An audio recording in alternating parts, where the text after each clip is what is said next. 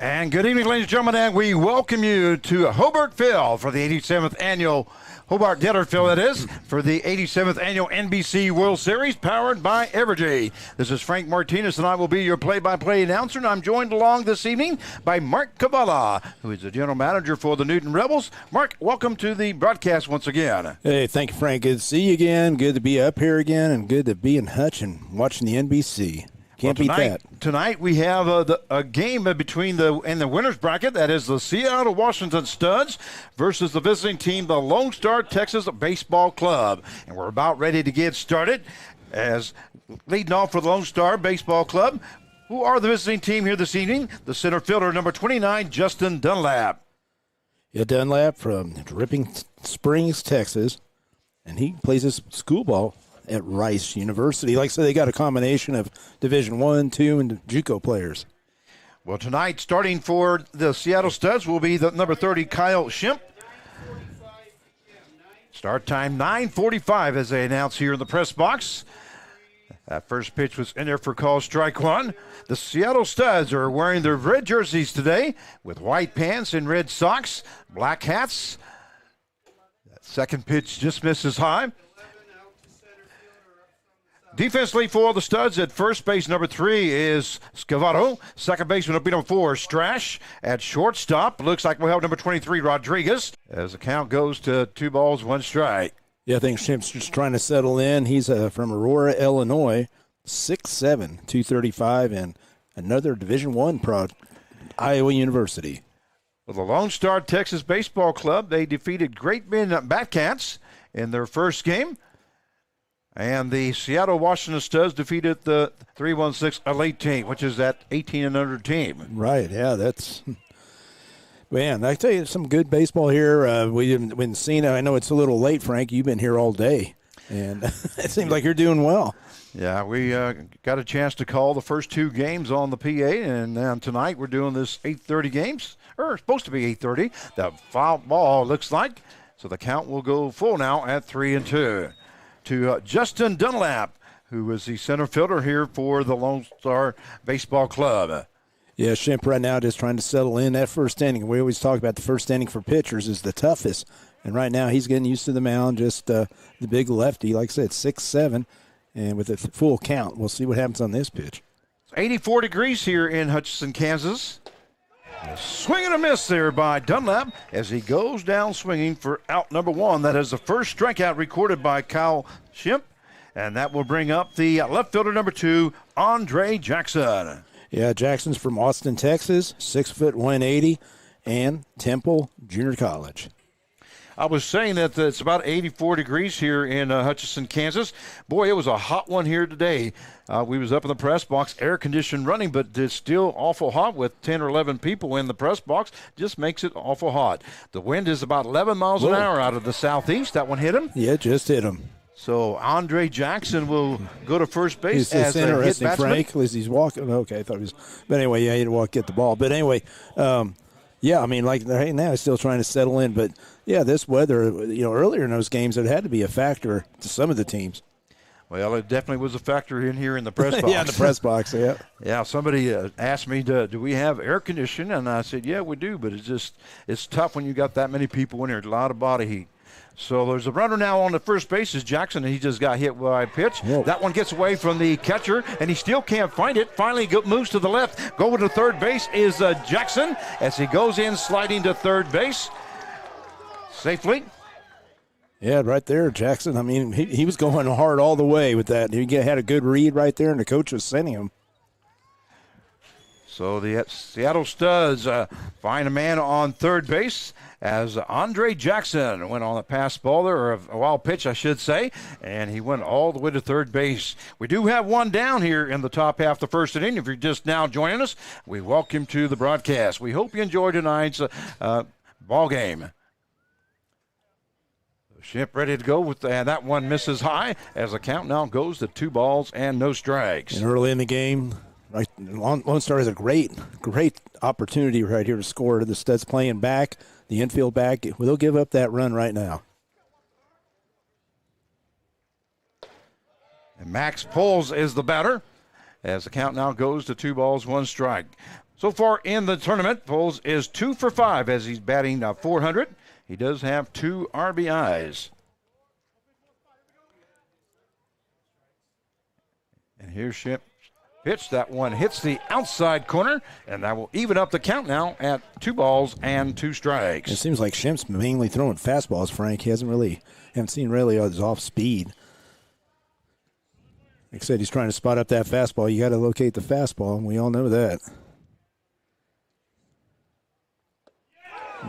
That one misses outside. There might have been a little something off speed there, a little slider action.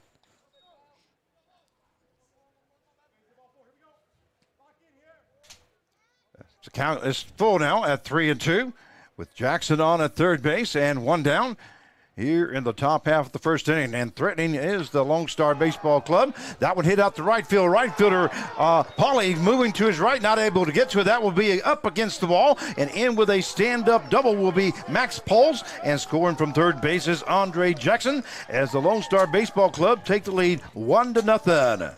Yeah, right there. See, Jackson, he took advantage of that Shemp fastball that was up and in, and he turned on it. And, I mean, he drove that ball. Just that right fielder could not react to it quick enough. So, Foles records his 3rd RBI of the NBC World Series.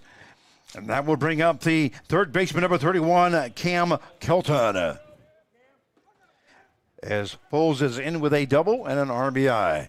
That one misses high. Fastball just missing high there, looks like Kyle Shemp. As the count is 1 ball, no strikes here this evening. That was Pools. But Kelton. That one is fouled back behind us. Yeah, Kelton's from Round Rock, Texas. 6'2", 205 from San Angelo. Got quite a good baseball program there in San Angelo. I used to know the coach there years ago, and it seems like through the years, a lot of these teams keep up the programs and winning traditions. So 1 ball, 1 strike now to Kelton. Here's the pitch, and that one right across the knees as the count will now go to 1 ball and 2 strikes. Still got a good crowd here in Hutchinson, Kansas at Hobart Debtor Field here at Cary Park for the 87th annual NBC World Series powered by Evergy. A lot of history here. A lot of history. Hutchinson JUCO College plays here. Yep. And so do the Hutchinson Blue Dragons, the high school team. And then, of course, the Hutchinson Monarchs. The Monarchs. All play here at this field. We know them very well. And but like I said, through the years, I mean, Rafael Palmero, I mean, all the players that have played here, unbelievable. It's just during the early years. The dimensions here at the ballpark, it's 330 down the lines, 375 in the gaps, and 397 dead center field. That one is hit hard into left field. Left fielder, whoa! Oh, looks like he almost misplayed that, but just grabbed a hold of it there at the last second as he stuck his glove up and was able to make the catch. Did throw to second base, but back safely was Max Poles. And now we have 2 down here in the top half of the first inning. Yeah, Shemp definitely isn't surprising anybody right now. It's fastball, and they're squaring it up pretty well. Hard outs that we always talk about, Frank. That will bring up the catcher, number 21, Justin Taylor. Yeah, he's from Dripping Springs, Texas, 6'1", 190, A&M Corpus Christi. Well, that left fielder Carr there, he started coming in just a little bit, and all of a sudden he noticed that it was going to tail over his head and went back and just stuck his glove up and was able to make that catch. Yeah, that was pretty athletic play, actually. That first pitch was called strike to Taylor. That one misses inside, and that will even up the count now at 1 ball and 1 strike. We welcome all of you to the broadcast. We hope you enjoy it. This should be a good one. This is the winner's bracket game. The winner of this game will move on and play Monday at Riverfront Stadium in Wichita, Kansas. That ball hit down the third base line. That will be foul. It's going to be quite a battle. Just try to get down there and play in that Riverfront Stadium, how beautiful it is, and be the first year they actually got to play the NBC. And like I said, Studs and LoneStar, they've been here before. They've been to the NBC, but nobody's been there at that park. Well, the Studs are, they won the championship not last year, but the year before, as they defeated the Cheney Diamond Dogs. And that was a great tournament. Tournament director Kevin Jinks. There's a swing and a miss there by Taylor as he goes down swinging for out number 3. I'll tell that story here when we come back. That is the second strikeout recorded by Kyle Hashem. So the top half of the first inning for the Lone Star Baseball Club. They score 1 run on 1 hit, no errors, and 1 left on base. At the end of 1 half inning play, it's Lone Star 1 and the Seattle Washington Studs coming to bat. We're working to develop various forms of renewable energy. We're helping the environment by reducing our carbon footprint. About half the power we provide today comes from clean energy sources. We're talking about wind and solar, and that's exciting. I believe that we are playing a huge role in renewable energy today, and we'll continue to play that role in the future. I'm proud to get up every day and generate power for my community. I'm Wes Mizell. I'm the Senior Manager of Renewable Generation for Evergy.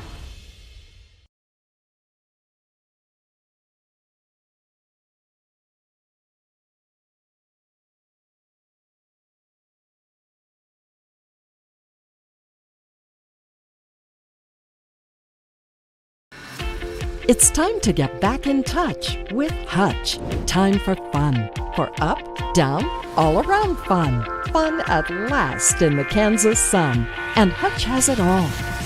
Loads of sports, hiking trails, fun aquatic venues, and of course, all in our beautiful natural Kansas outdoors. All perfect for family and friends to be together once more. So visit Hutch again for the great outdoors. And we welcome you back to Hobart Detterfield here in Hutchinson, Kansas for the 87th annual NBC World Series powered by Evergy. The score 1-0 in favor of Lone Star, and coming up to the bat is the Seattle Washington Studs. Defensively for Lone Star at first base, we'll have number 14, Pulls. The second baseman will be number 6, Chestnut. Shortstop, number 24, Hoyle. Third baseman will be number 31, Kelton. Left fielder, number 2, Jackson. In center field, number 29, Dunlap. Right fielder will be number 11, Beverly. Catcher, number 21, Taylor. And pitching this evening for Lone Star will be number 44, Colton Drake. So Drake will be on the mound for Lone Star Baseball Club. Yeah, the big lefty from Kerrville, Texas, 6'2", 200, from Blinn Junior College. So Colton, first batter, he faces his center fielder, number 10, Landon Riker. First pitch misses for ball 1 as the count goes 1 ball, no strikes. Yeah. As we're down in the bottom half of the first inning. That one misses high for ball 2. Yeah, Riker from Marysville, Washington, 5'10", 190, from Vanguard University. Riker is batting .500 here in the NBC, as he is 2 for 4, has 1 home run and 3 RBIs so far. 3-0 now the count, and that one misses high for ball 4. So Riker will be on at first base with a walk, and that will bring up the second baseman, number 4, Kyle Strash. Yes, Strash from Sammamish, Washington. 5'9", 170, and he's from Puget Sound, and he was a junior this past year. The thing is, Frank, these guys, the first inning is so key. Here's the pitch by Drake. That ball gets away from the catcher, and moving over to second base will be Landon Riker. And that was a ball way outside. Yeah, what I'm saying is that first inning is so key. We've seen, you and I have seen it quite a bit, especially this year, this summer. But the thing that summer, like right there, the Lone Star scores, and like right now, they got a runner on second. The Studs do, and they could be giving it up real quick. There's a check swing there by Strash, and that is called strike on the outside corner, and that will even up the count now at 1 ball and 1 strike. Strash comes in also batting .500 as he is 2 for 4. That one misses outside, so the count will now go to 2 balls, 1 strike. Landon Riker reached on a base on balls and moved to second base on a ball way outside of the strike zone. Catcher was not able to get to it. That one, there's another one that's into the ground and gets by the catcher. So Riker will move to third base now as the count now goes to 3 balls and 1 strike on that wild pitch. Yeah, definitely not a good start for Drake. You have a walk and then a couple wild pitches right there. That's not what you need right now. And then you get the runner on third base with no outs. Jerry Taylor having a hard time trying to get to those as Drake is throwing those way outside. And here's the pitch by Drake. That one misses high, and there's ball 4. So that is the second walk given up by Colton Drake here to start off the bottom half of the first inning. That will bring up the first baseman, number 3, Evan Scavolto. Yes, he's from Payas. Some of these names, Frank, I don't know.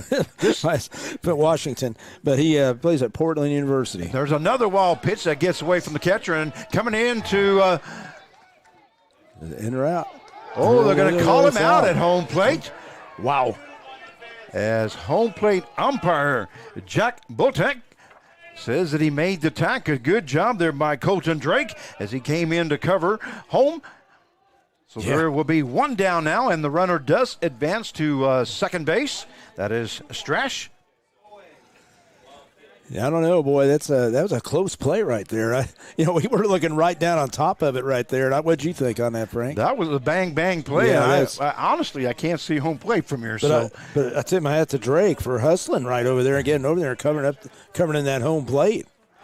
So that will be a 2-1 put out for out number 1. And that's a break right there for LoneStar. Yes, it is, because that was a very close play there at home plate. They both looked like they got the home plate at about the same time. The umpire was just making sure that the pitcher had the hold of the ball there. So apparently he did see the tag, but wanted to make sure that the ball was still in the glove. Coach for LoneStar goes out there to talk to the pitcher, settle him down. This is, like I said, very important inning. You lose a lot of games when you look at the total score and go, where did I lose it? Well, maybe sometimes in that first inning, many times. So Scavato's up there with 1 ball and no strikes. And here's the pitch by Drake. That one a check swing, but in there across the letters, as that will even up the count now at 1 ball and 1 strike.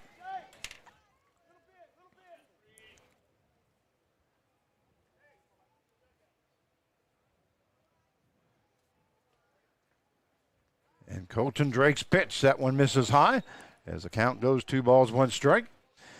The LoneStar Baseball are wearing all white here tonight. They do have black hats. Kind of reminds me of like the old Yankee uniforms. That ball hit in the gap there between short and third and goes into left field for a base hit. So Scavolto records his first hit of the game. Stopping at third base is Strash. I was going to say, Scavolto did a good job right there on a 2-1 count. He knew it's going to be a hitter's count, probably a fastball, and he guessed right, and base hit, a good hard hit. Put that in the gap between third and short. So that's the first hit of the ball game for the Seattle Studs. That will bring up the right fielder, number 24, Jack Pauly. Pauly's from Overland Park, Kansas, 6'4", 225, Northern Colorado.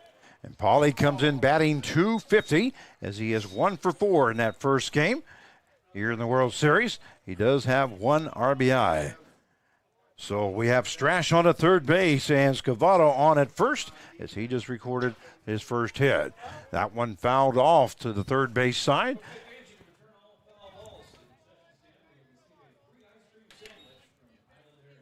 As the count now goes to no balls and 2 strikes. Already you've had a lot of action just in the first inning. Well, we have, haven't we? Yeah. And here's the pitch by Drake. That one misses high. As the count now goes to 1 ball, 2 strikes. Well, it just makes you wonder what we in store for the rest of this game here.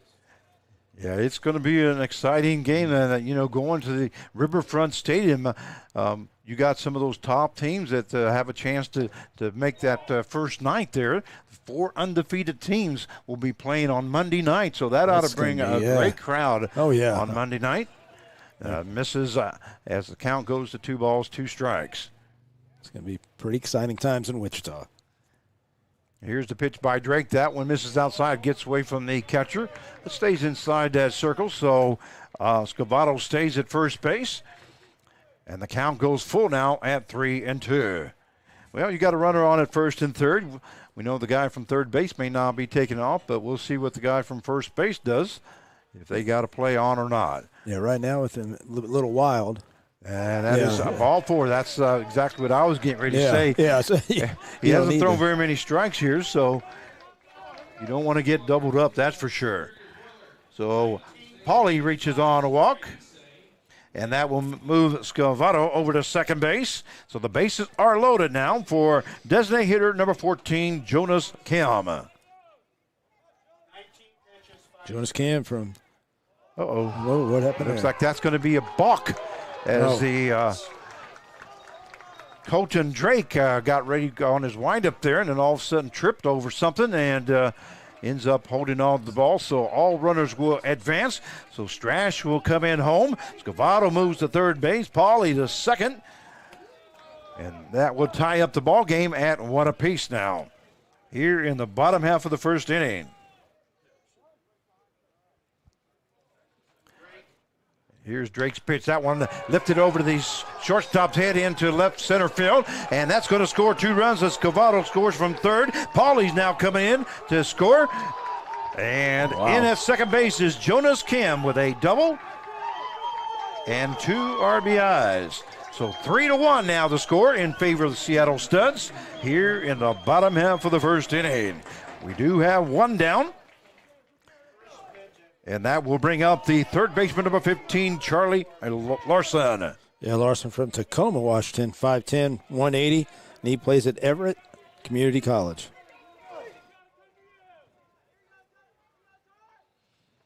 Here's the pitch by Drake. That one hits the outside corner for call strike 1. Well, we knew it was going to be a good ball game. I really didn't know if it's going to be a pitching duel or if it's going to be bats going bonkers here, and so far that's exactly what's going on. And that ball lifted to the right-hand side. Right fielder looks like he's coming in to make the catch. That is Beverly, as he makes the catch for out number 2. So an F9 in the books if you're scoring at home with us. And that will bring up the left fielder, number 5, Kellen Carr, as we have 2 down with the runner on at second base. 3-1 is the score in favor of the Seattle Washington Studs. Yeah, Carr's from West Seattle, Washington, 5'10", 170, plays at Seattle University. Kellen Carr now up there. First pitch misses for ball 1. Man, this action already, man. I didn't think it was going to be like this right off the bat. Yeah, we noticed that one that does hit Kellen Carr as he's going over to first base. And that is the second hit batsman of the ball game, 1 for each side now.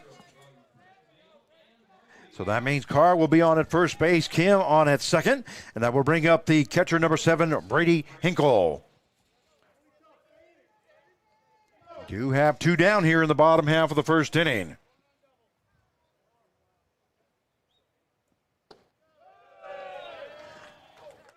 That first pitch misses outside for ball 1. Yeah, Hinkle. He's from Puyallup. There you go, Frank. It's Puyallup. Washington, I got that. 6', 185 from Tacoma Community College. That one right in the strike zone there, as that will even up the count now at 1 ball, 1 strike. So we got that one down. I hope the people don't get mad at us, Frank. Well, they got to understand we've never been to Washington before, so we don't know all those towns, and I wasn't very good at history. It is Puyallup, so we got that. So we'll remember that one. So the count goes to 1 ball, 2 strikes now with 2 down. Kim at second base, Carr on at first. 3-1 the score in favor of the Studs. And Colton Drake's pitch.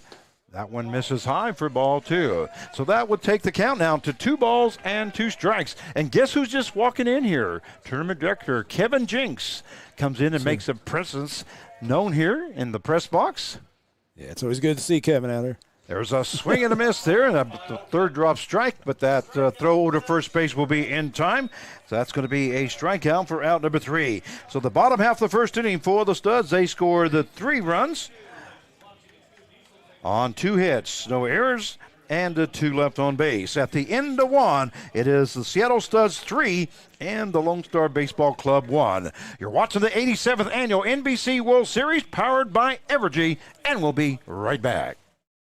Where can you go to make some fabulous goodies? Get a manicure or massage, break some dishes, and have a cocktail? Hutchinson. Enjoy a fun day with your girlfriends and visit Hutch again.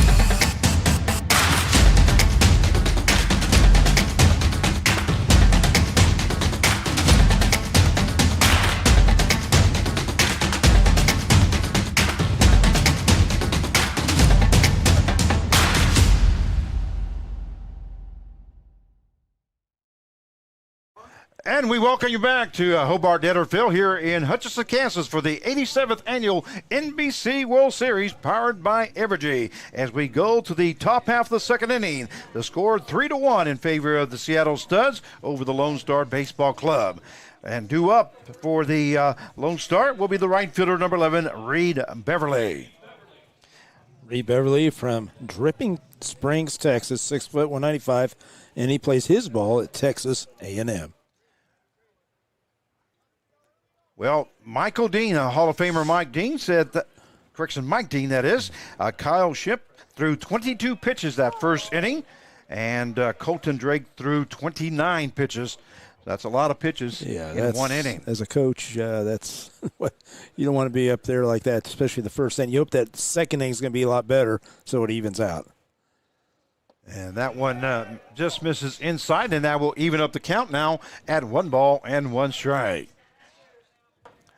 Well, all this action here tonight so far, man, I'll tell you what, it's to me it's kind of expected. I kind of expected a lot of pitchers duel, to be honest with you. Yeah, and it may be. I kind of thought early it might be.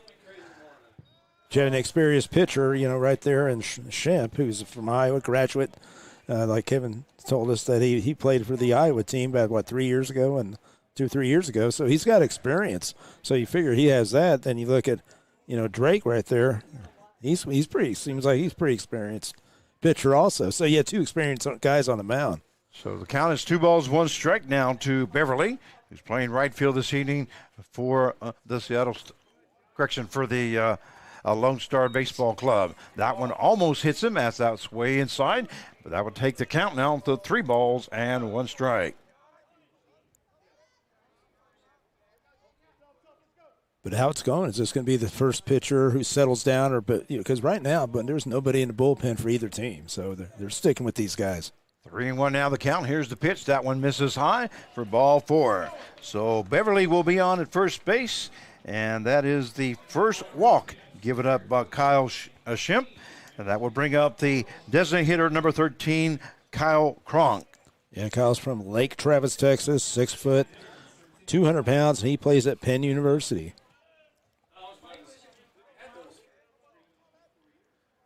It's always neat to see where all those guys come from. You know what, Frank? I mean, all over the country. You just look at all what we're reading off here.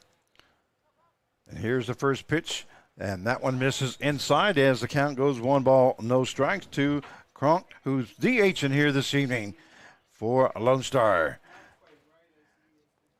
Cronk is 0 for 4, looking for his first hit of the NBC World Series. That one misses low as the count now goes to 2 balls and no strikes.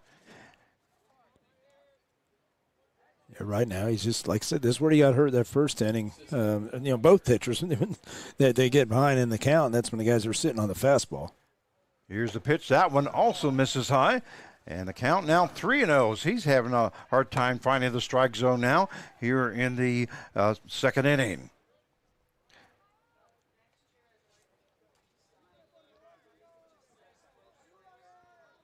So we have Beverly on at first base as he just reached on a walk. And now 3-0 count to Cronk. And here's the pitch. That one misses high for ball 4. So on 4 pitches now, Cronk will be on at first base. That will move Beverly over to second base. And that will bring up the shortstop, number 24, Johnny Hoyle. And now the catcher, Hinkle, goes out to talk to Shemp.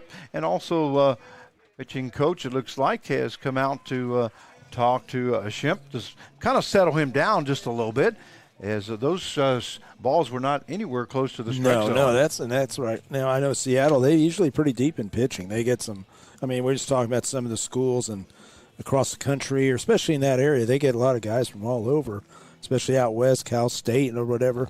And right now, saying, hey, we need you to get through this inning. We had this in our game plan. We need you to go 4 or 5 innings or something, but not have this, just trouble right here in the second.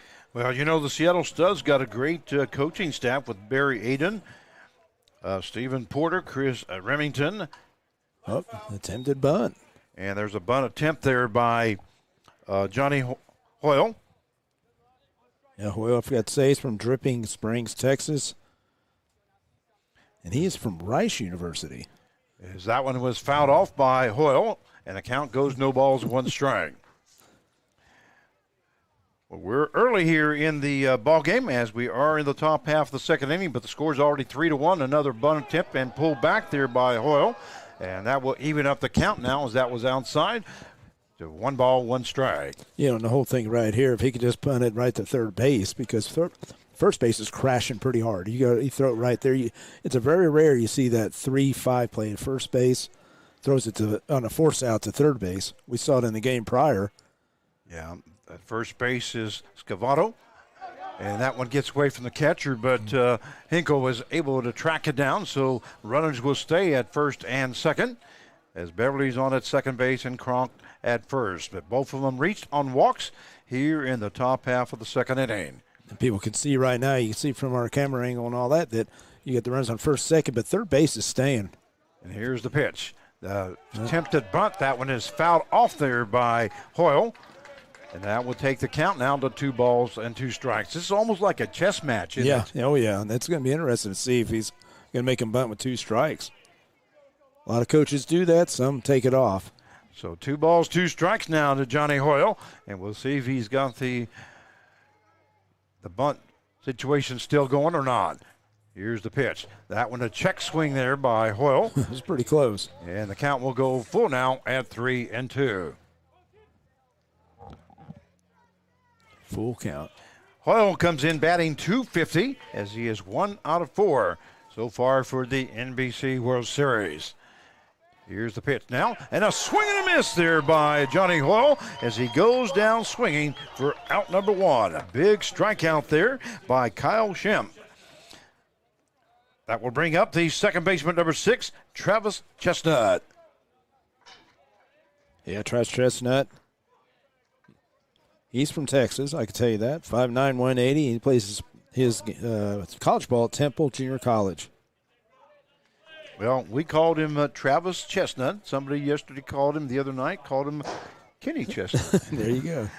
So we're doing good so far. No relation? No relation. I'm sure he gets that all the time. There was a swing and a miss there by Travis Chestnut as the count goes no balls, 1 strike.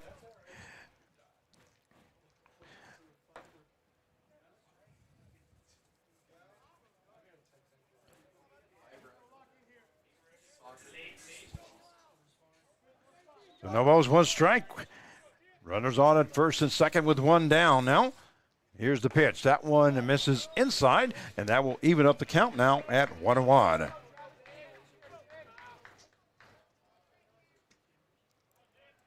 And this is the chance for Lone Star to answer back, and maybe tie this game. Great pitch there by Kyle Shemp. That one goes right across the knees on the outside corner. And that will now take the count to 1 ball and 2 strikes.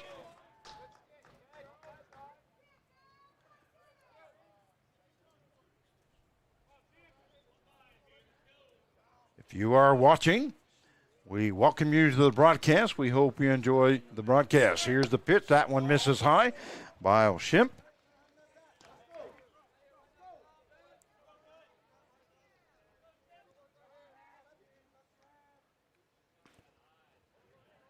So 2 balls, 2 strikes now to Travis Chestnut.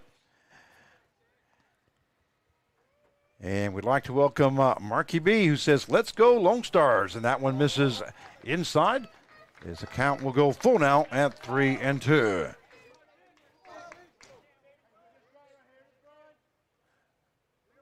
So full count with 1 down. Runners on at first and second. Here in the top half of the second inning. 3-1 to score. That one hits the outside corner and call strike 3 there by home plate umpire Jack Botek. He didn't agree with that.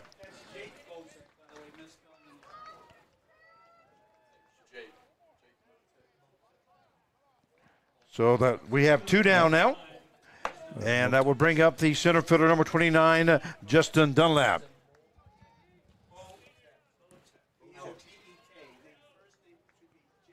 Jason Dunlap from Dripping, Texas. Again, another Rice University product.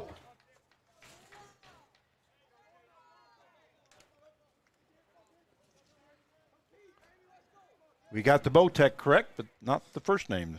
Apologize to your home plate umpire. And the count is 1 ball, no strikes. Now to Justin Dunlap. That one in there for call strike, and the count will now go to 1-1. Seems like Shimp's kind of settled down right now. He's finding his groove, finding his spot. He's spotting up a lot better right now. It's not, his misses aren't that bad. Dunlap is 0 for 3 here in the World Series. Looking for that first hit.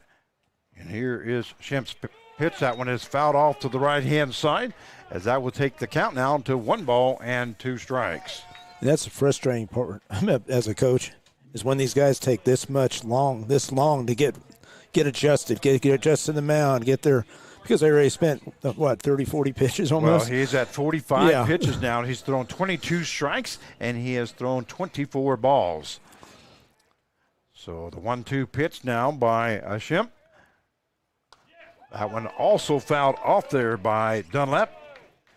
But if you notice, he's around the zone a lot better. Especially when you get the runners on here, first and second, he really kind of, went to work, just kind of put it together and used his experience. Now he's throwing strikes. Well, that first inning, he went 22 pitches. Yeah, that's.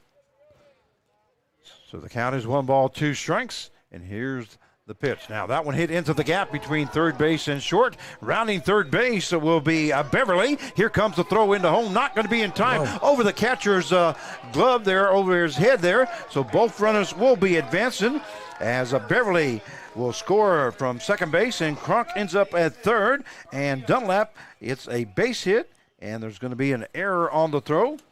Yeah, lots of 2 runners to go, second and third. I mean, that's huge right now. So Dunlap does get an RBI. Umpires are getting together here, Frank. I don't know if it's going to just be one base or trying, or what's. Yeah, they've got together. They're trying to figure out exactly what. Pretty quick though. They got it straightened out. It looks like, but everything is going to be fine here. Both runners will be at second and third base, and that will bring up the left fielder, number 2, Andre Jackson. Yeah, Jackson from Austin, Texas, Temple Junior College.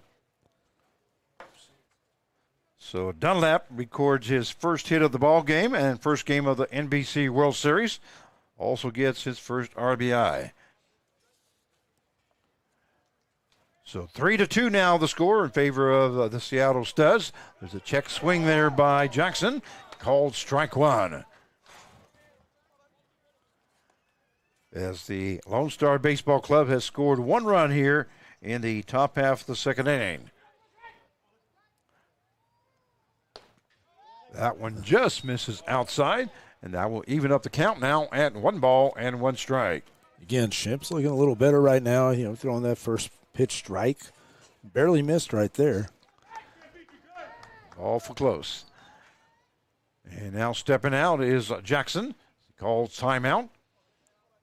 We'd like to thank our technicians here this evening, Joe Blake and Jared Oberlechner, who are doing our tech work for us.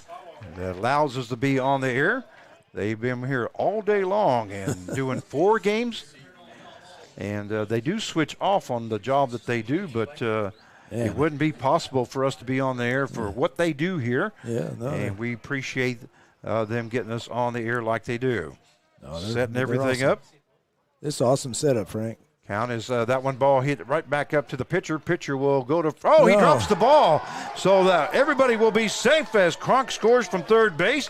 Dunlap will move to third base, and Andre Jackson will be on, and that's going to be error number 1 for the pitcher as he just looked up as he was picking up that ball and just dropped it right back down on the ground. You could see that he was more concerned about the runner. He could see from where our angle is looking to his right, and then the ball was still on the ground, and the end picked it up. So the score now tied up at 3 apiece, as there has been 2 errors by the Seattle Studs here this inning. Runner on at first and third now. That will bring up the first baseman, number 14, Max Poles. Poles hit that double in that first inning as he got the RBI as Jackson scored in that first inning. He jumped on that first pitch. I didn't get a chance to tell everybody he's from Las Vegas, Nevada, 6'1", 205, plays at AMN Corpus Christi. Here's the pitch. That one also swing and a miss there as that is going to be another wild pitch on the pitcher. Moving over to second base is Andre Jackson. So now we'll have runners on at second and third with 2 down. Score tied up at 3 apiece. I was going to say both catchers are getting a workout early. So no balls, 2 strikes now to Max Poles. Here in the top half of the second inning. And here's the pitch by Shemp. And that one fouled off there by Poles. Hanging tough as he's trying to protect that plate. Yeah, Frank, talking about being a catcher, you were an ex-catcher. You caught, and then you know how they feel down there. I know that. Oh yeah, that's a tough job to have to do the catching and calling. When you call the balls and strikes there, the pitches. That one misses outside, but they do say he does go, and Poles goes down, looking for out number. Swinging, that is, for out number 3. But not before the Lone Stars. They scored 2 runs on 1 hit, 2 errors, and 2 left on base. At the end of 1.5, the score tied up at 3 apiece. You're watching the 87th Annual NBC World Series, powered by Evergy, and we'll be right back. Davis Moore, we've served Wichita for over 60 years. We consider everyone who walks through our doors to be family. That's why we only sell the safest and most reliable pre-owned vehicles available. Each one goes through a thorough 171-point inspection, and if it fails, it's off the lot. Your used vehicle will never be worth more than it is today, and whether you're trading up or selling outright, Davis Moore will give you top dollar for your vehicle. Come see us at any Davis Moore location or check us out online at davis-moore.com.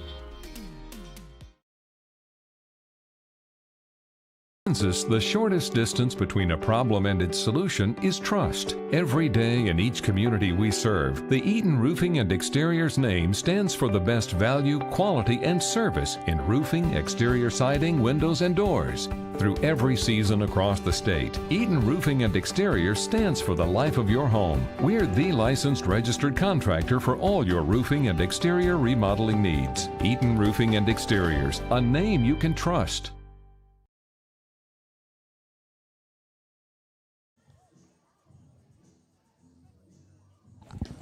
And we welcome you back to Hobart Detterfield as we go to the bottom half of the second inning for the 87th Annual NBC World Series, powered by Evergy. Score tied up now at 3 apiece as the Seattle Studs scored 3 runs in the bottom half of the first inning. Lone Star scored 1 run in the top half of the first and 2 runs in the top half of the second to tie the ball game up. Due up now for Seattle will be the shortstop, number 23, Kyle Rodriguez. Kyle Rodriguez from Issaquah, Washington, 6'1", 195, St. Cloud State. That one was fouled off there by Rodriguez, and the catcher for Taylor, that is for LoneStar, got hit in the arm. So the umpire did exactly what he's supposed to do. That is Jake Botek. It goes out and delivers the ball to the pitcher, gives the catcher just a little bit more time to recover. We'd also like to thank Andrew Burgos, Right. Burgos for setting all this up. He's in charge of all this, and we want to thank him so much for all his hard work that he does here for the NBC World Series. And that gives Joe Blake and Jared Oberlechner a chance to do what they do. Right, yeah, and I'll tell you about Andrew, that young man, I don't know, he's all these guys have great energy.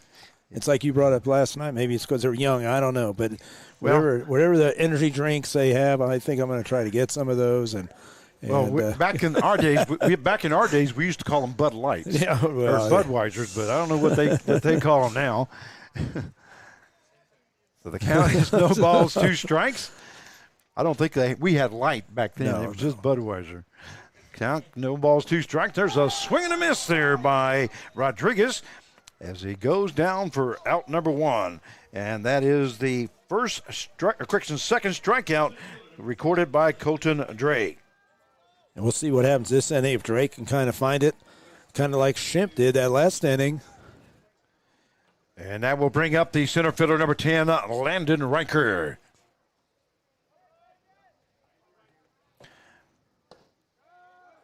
That one hits the outside corner as the count goes to no balls, 1 strike. Well, I know these guys have been working hard because they got like 2 or 3 cameras. Normally, we only have 1 or 2 cameras. Right. They even got a center field camera that the first time in NBC history, I believe, that we have a center field camera.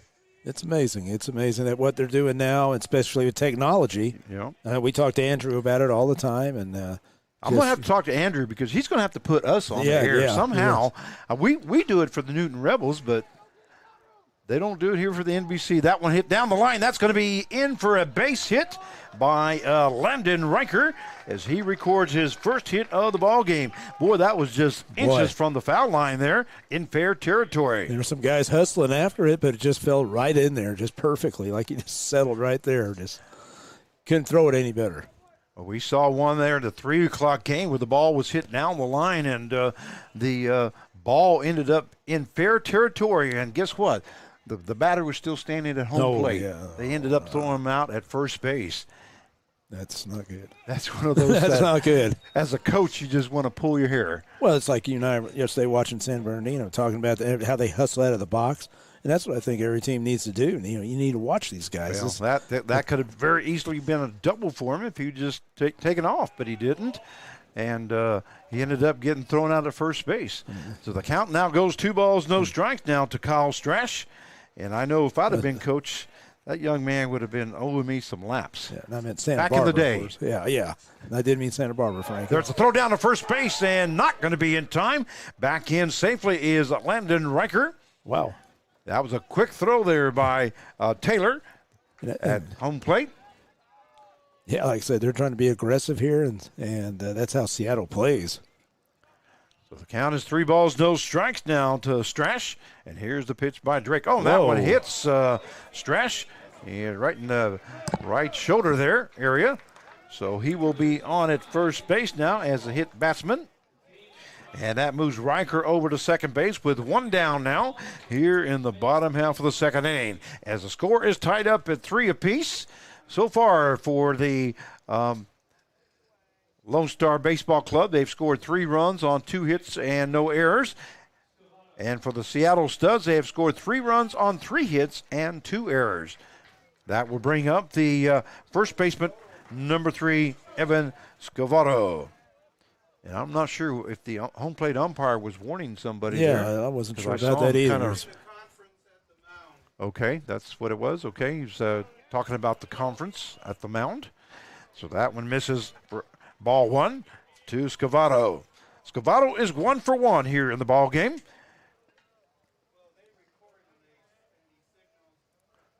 Two for 4 so far here in the NBC World Series. That one in there for call strike, and that will even up the count now at 1 ball and 1 strike. Yeah, Drake right now, he's getting that pitch count up, and he's definitely, he needs that double play ball probably. I mean, is the pitcher's best friend if he can get it.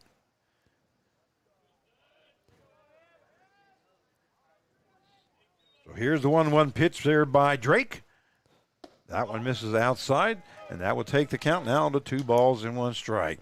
Well, the reason I was mentioning these guys, Joe Blake and Jared Oberlechner, our technicians, is because I understand they had to string a whole bunch of wire just to get the shots that they're getting.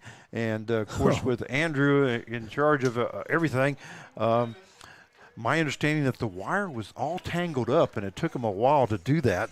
I don't think these guys want to talk about it, but no, they don't look too happy about that right now. But I understood it was a heck of a job. They put some hours into that. I could see it took a long time for them to get everything set up, and but they were able to do it, and we do appreciate it. So the count's 2-2 now. Here's the pitch, and that one misses, and then it gets away from the catcher. Both runners will advance. Riker moves to third base as he rounds third base, but stops, and that Strash will be on at second base.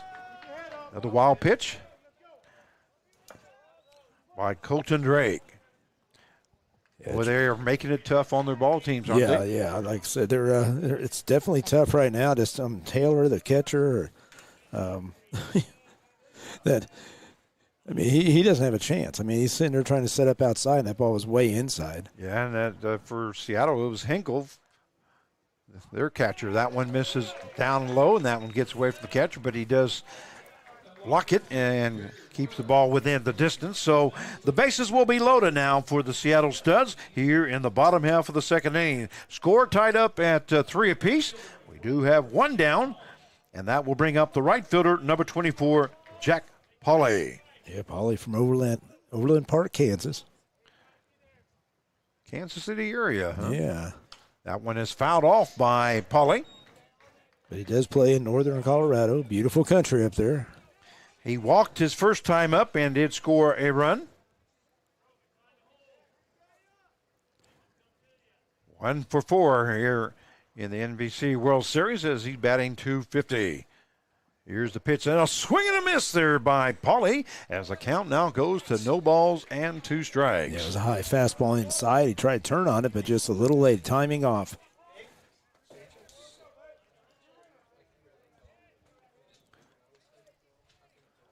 So 0-2 now the count, and here's the pitch. That one misses high. And that will take the count now to 1 ball and 2 strikes. We have Riker on at third base, Strash at second, and Scavolto on at first base with 1 down here in the bottom half of the second inning. And Colton Drake trying to get out of a jam here. There is 1 down. And a swing and a miss there by Pauly as he goes down for out number 2. That is the second strikeout of this inning, and that is the 3rd strikeout recorded by Colton Drake in the ball game. That will bring up the designated hitter number 14, Jonas Kim. Yeah, I was going to say Drake right now, he's just mainly fastballs. Is trying to, both pitchers, majority of their pitches have been fastballs. And here's the pitch by Drake. Fastball misses low for ball 1.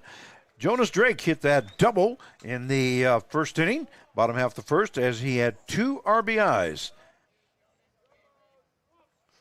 Scoring was Strash and Scavolto. That one a swing and a miss there by Kim, as that will even up the count now at 1 ball and 1 strike.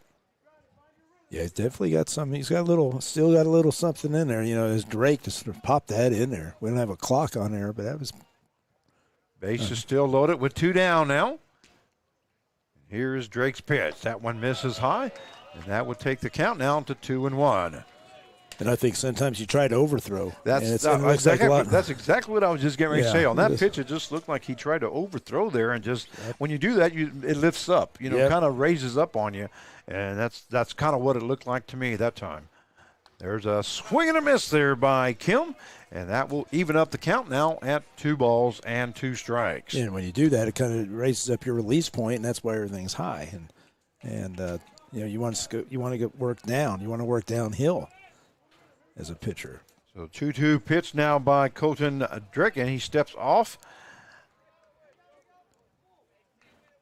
I always think when you grip it tighter, you grip the baseball a lot tighter. You just grip it hard, and you don't get all the velocity anyway that you think you are.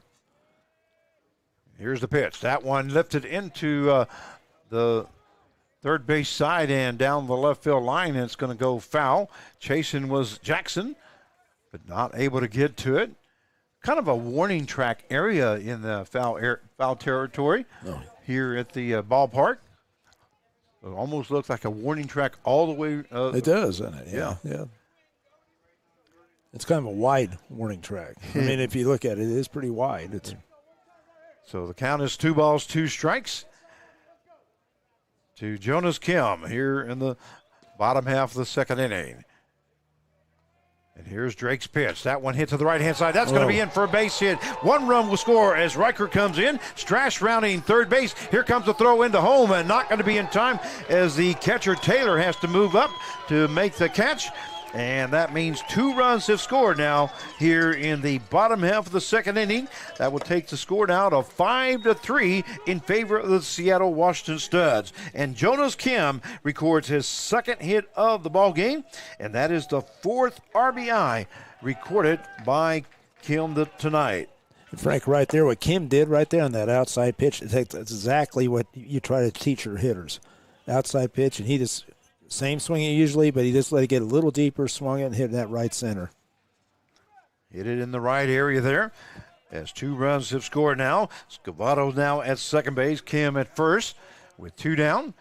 5-3 now the score in favor of the Seattle Studs. There goes the ball hit by Larsen out to center field. Center fielder Dunlap moves to his left, makes the catch for out number 3. But not before the Seattle Studs. They've scored 2 runs on 2 hits, no errors, and 2 left on base. At the end of 2 innings of play, it is the Seattle Studs 5 and the Lone Star Baseball Club 3. You're watching the 87th Annual NBC World Series, powered by Evergy, and we'll be right back. It's time to get back in touch with Hutch. Time for fun. For up, down, all around fun. Fun at last in the Kansas sun. And Hutch has it all. Loads of sports, hiking trails, fun aquatic venues, and of course, all in our beautiful natural Kansas outdoors. All perfect for family and friends to be together once more. So visit Hutch again for the great outdoors. We're working to develop various forms of renewable energy. We're helping the environment by reducing our carbon footprint. About half the power we provide today comes from clean energy sources. We're talking about wind and solar, and that's exciting. I believe that we are playing a huge role in renewable energy today, and we'll continue to play that role in the future. I'm proud to get up every day and generate power for my community. I'm Wes Mizell. I'm the Senior Manager of Renewable Generation for Evergy. And we welcome you back to the 87th Annual NBC World Series, powered by Evergy. Here we are at Hobart Deader Field here in Hutchinson, Kansas. Frank Martinez, your play-by-play announcer, joined along by Mark Cavala. And you are the general manager of the Newton Rebels. Yeah, I am. And like I said, it's been an interesting summer, but this is really a very interesting NBC World Series so far. As we go to the top half of the third inning, for the Lone Stars, due up will be the third baseman, number 31, Cam Kelton. Kelton flew out to left field his first time up, and Kyle Shemp now in his 3rd inning of work. The first pitch in there for call strike 1, as the count is no balls and 1 strike. A late start here this evening, as this game was scheduled to start at 8:30 Central Time. And that one hits the inside corner as the count now goes 0-2. Instead, we started at 9:45. Yeah. And this is how many years for you for the NBC? Oh, gosh, I've been doing it since college. I was an intern for the NBC, and then I was actually the photo guy. I used to be I remember you used to take pictures for the all the players, the teams. That one lifted into center field. Center fielder Riker moves back in the warning track area, makes the catch for out number 1. And that will bring up the catcher number 21, Justin Taylor. That was many moons ago. Yeah, that was just a few. I was, of course, a child prodigy, right, Frank? I was going to say, you were probably, what, 20 years old or so? Well, Mr. Dean knows me from way back then, so that's how long ago that is. So Justin Taylor now comes up to the plate, as we do have one down now here in the top half of the third inning. 5-3 the score in favor of the Seattle Studs. That one misses inside for ball one. Well, I think that's kind of where I first met you at was, of course, I was calling the NBC back in those days when you were 20 years old or so. And Frank, of course, that one misses high. Ever since I've known you, you've been a legend, though. So I know everybody. What I've always known about you. Everybody said, "Hey, that's Frank Martinez, the voice." So 2 balls, no strikes now to Justin Taylor. And now swing and a miss there by Taylor as the count now goes to 2 balls, 1 strike. So I think Shemp right now, he's kind of settled in. I mean, don't you think? I mean, he's coming right after guys. He's got a little bit of command with his fastball. Again, but you and I were talking about we haven't seen a lot of off-speeds pitches. Well, where I was getting at with how many years you've been doing it, because I know you've been a coach for 20-some years. Well, 20 as a head coach at a university I was a head coach and also as an assistant for almost 30 years. All right. So I know you know baseball, and then you were before like that. You were doing pitchers for the NBC World Series all at that time. That one in there for call strike, and the count will go full now at 3-2. Yeah, and I got to do a lot of things like cover the Royals, for Associated Press. I did some stuff. I mean, Fiesta Bowls. I've been very fortunate, Frank, to do some things I've had in my life. Well, it's amazing what sports kind of opportunities you get. That one misses low as Taylor will now take first base on a walk, and that will bring up the right fielder, number 11, Reed Beverly. Well, this is my 27th year for the NBC World Series as an announcer for them, and I know that I've been thrilled to have that many years. Oh, yeah. No, and then to be given the opportunity to do some play-by-play. I've never done that before, except for about 4 or 5 years ago when I first started this. So it's a lot of fun. I mean, it keeps us young. That one misses high for ball one as the count goes 1 ball, no strike. Yeah. So to see these young guys over here, that's where I'm going with all this, because to see these young guys, to think one day when they're our age, they're going to say, we got started by just volunteering and and that's what you got to do to get your foot in the door. And there's a foul tip there by Beverly. Well, as the count will now go to 1 ball, 1 strike. And everybody's got to start somewhere. So, that's the whole thing. Everybody starts somewhere, so just see what happens. You keep getting networking. And these 2 guys someday, maybe they'll have their own big company, whatever, how they're doing. And we'll be, hey, we know those guys. Yeah, exactly.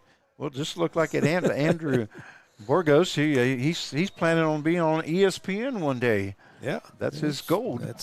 So, and then the other night, you weren't able to be here on the first night, and I had a young kid that's 20 years old. Wow. And I don't know if you heard that or saw that broadcast or not, but he was in here, and he goes, hey, man, I just want to get on the air somehow. And, and I said, you know what, come on up here. I'll let you do some play-by-play. And Devin Marquez was his name from Colorado, and with the Collegians. And he was able to help us out that first night.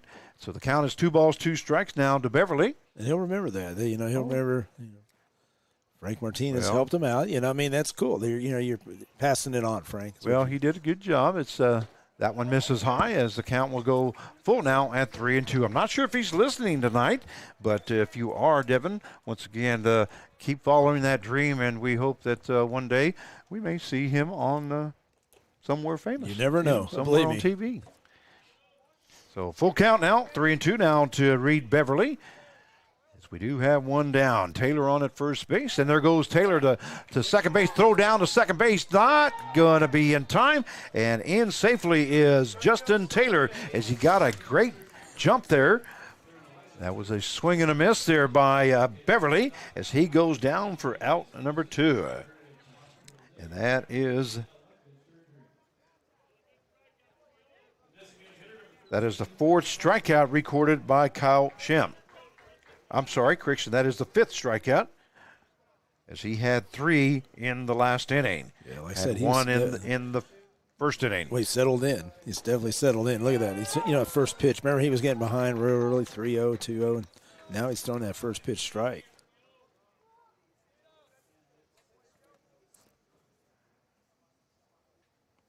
And I'm going to be corrected once again. That is the 6th strikeout recorded by him.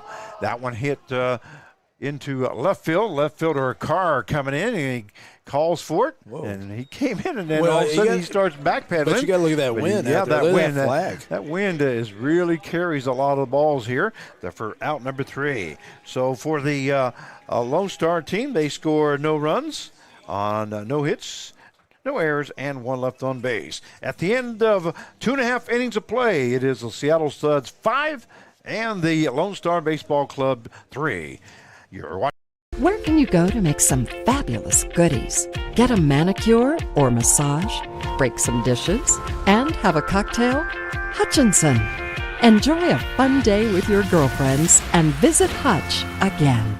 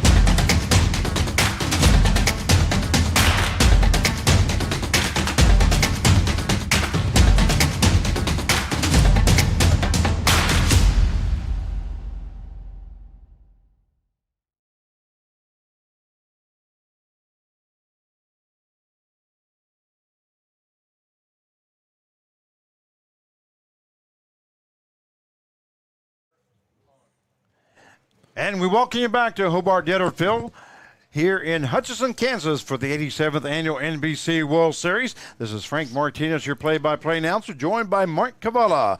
And it looks like we're going to have a new pitcher now for Lone Star, and that's going to be number 8, Seth DeVries. He's from Austin, Texas, 5'11", 175 pounds, and he plays at Penn University. All right, so he is coming in relief of Colton Drake. And the first batter that he will be facing will be the left fielder, number 5, Kellen Carr. Hinkle on deck and Rodriguez in the hole. As we go to the bottom half of the 3rd inning, 5-3 is the score in favor of Seattle. So far for Seattle, they've scored 5 runs on 4 hits and 2 errors. And for the Lone Star Baseball Club, they've scored 3 runs on 2 hits and no errors. DeVries going to have a tough job trying to keep the Seattle Studs trying to keep them at bay. The first pitch on DeVries is ball 1. Try to keep this to a 2-run game, and then hopefully they can come back into it. But it's going to be tough. The Studs, like we're talking about teams like Santa Barbara or whatever, they're always coming after you. They're not going to let up. They're going to keep scoring. They're going to keep executing, whatever it takes. Count is 1 ball, 2 strikes now to Carr. Here in the bottom half of the 3rd inning. That one fouled off, and the count will stay at 1 ball and 2 strikes.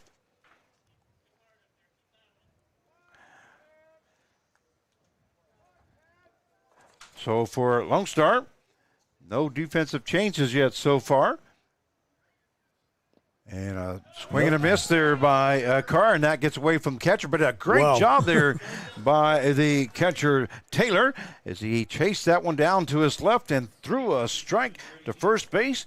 And that's going to be considered a strikeout for out number 1. Yeah, I thought it was going to tail into the runner there. I thought it was going to tail into him, but it didn't, because that could have hurt him right there. And that will bring up the catcher, number 7, Brady Hinkle. That one called strike 1.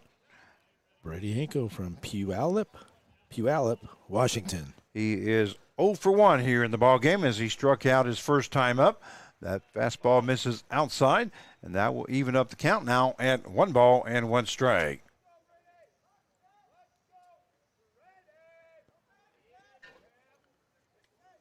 Swing and a miss there by Hinkle as the count now goes to 1 ball, 2 strikes.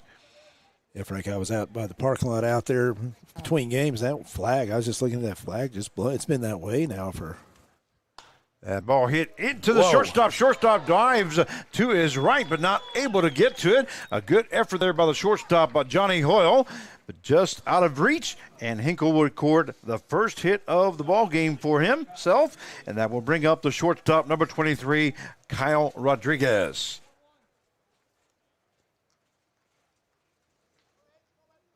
It's amazing. Like I look at the Seattle Studs roster, just guys from all over. I mean, here's St. Cloud State, Minnesota.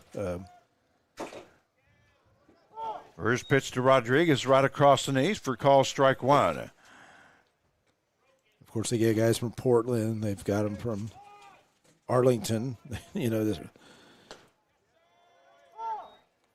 Northern Colorado. It's just kind of neat to see different rosters and see where everybody, you know, when you're a GM, you're trying to put a team together and the connections that you have out there with coaches.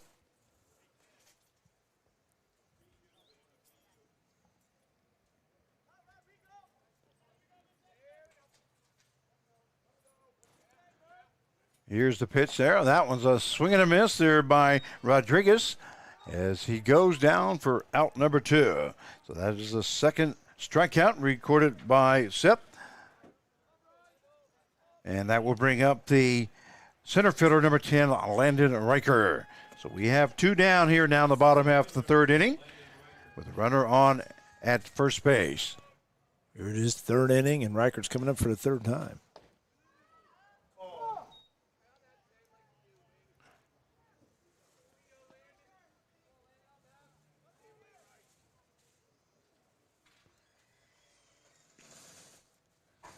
That one foul, hit to the third baseman. Third baseman will go to first on a hop. Wow, great first play. Base. What a job there by the third baseman, Kelton, and the poles at first base. So that is a 5-3 put out for the 3rd out. So the bottom half of the 3rd inning for the Studs, they scored no runs on 1 hit, no errors, and 1 left on base. At the end of 3 innings of play, it is the Seattle Studs 5 and the Lone Star Baseball Club 3. You're watching the 87th Annual NBC World Series powered by Evergy, and we'll be right back. Davis Moore, we've served Wichita for over 60 years. We consider everyone who walks through our doors to be family. That's why we only sell the safest and most reliable pre-owned vehicles available. Each one goes through a thorough 171-point inspection, and if it fails, it's off the lot. Your used vehicle will never be worth more than it is today, and whether you're trading up or selling outright, Davis Moore will give you top dollar for your vehicle. Come see us at any Davis Moore location or check us out online at davis-moore.com.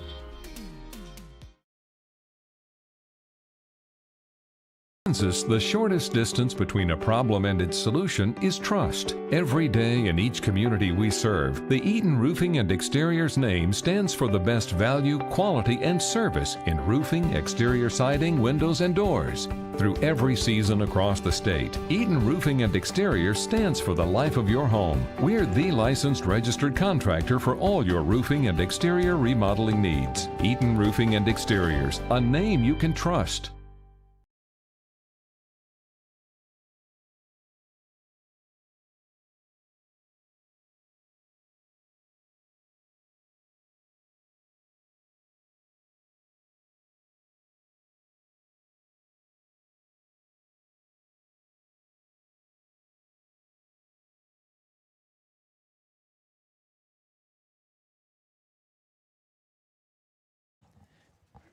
And we welcome you back to Hobart Dealer Field for the 87th Annual NBC World Series, powered by Evergy. As we go to the top half of the 4th inning, due up for the Lone Stars will be the shortstop, number 24, Johnny Hoyle. And we do have a new pitcher now.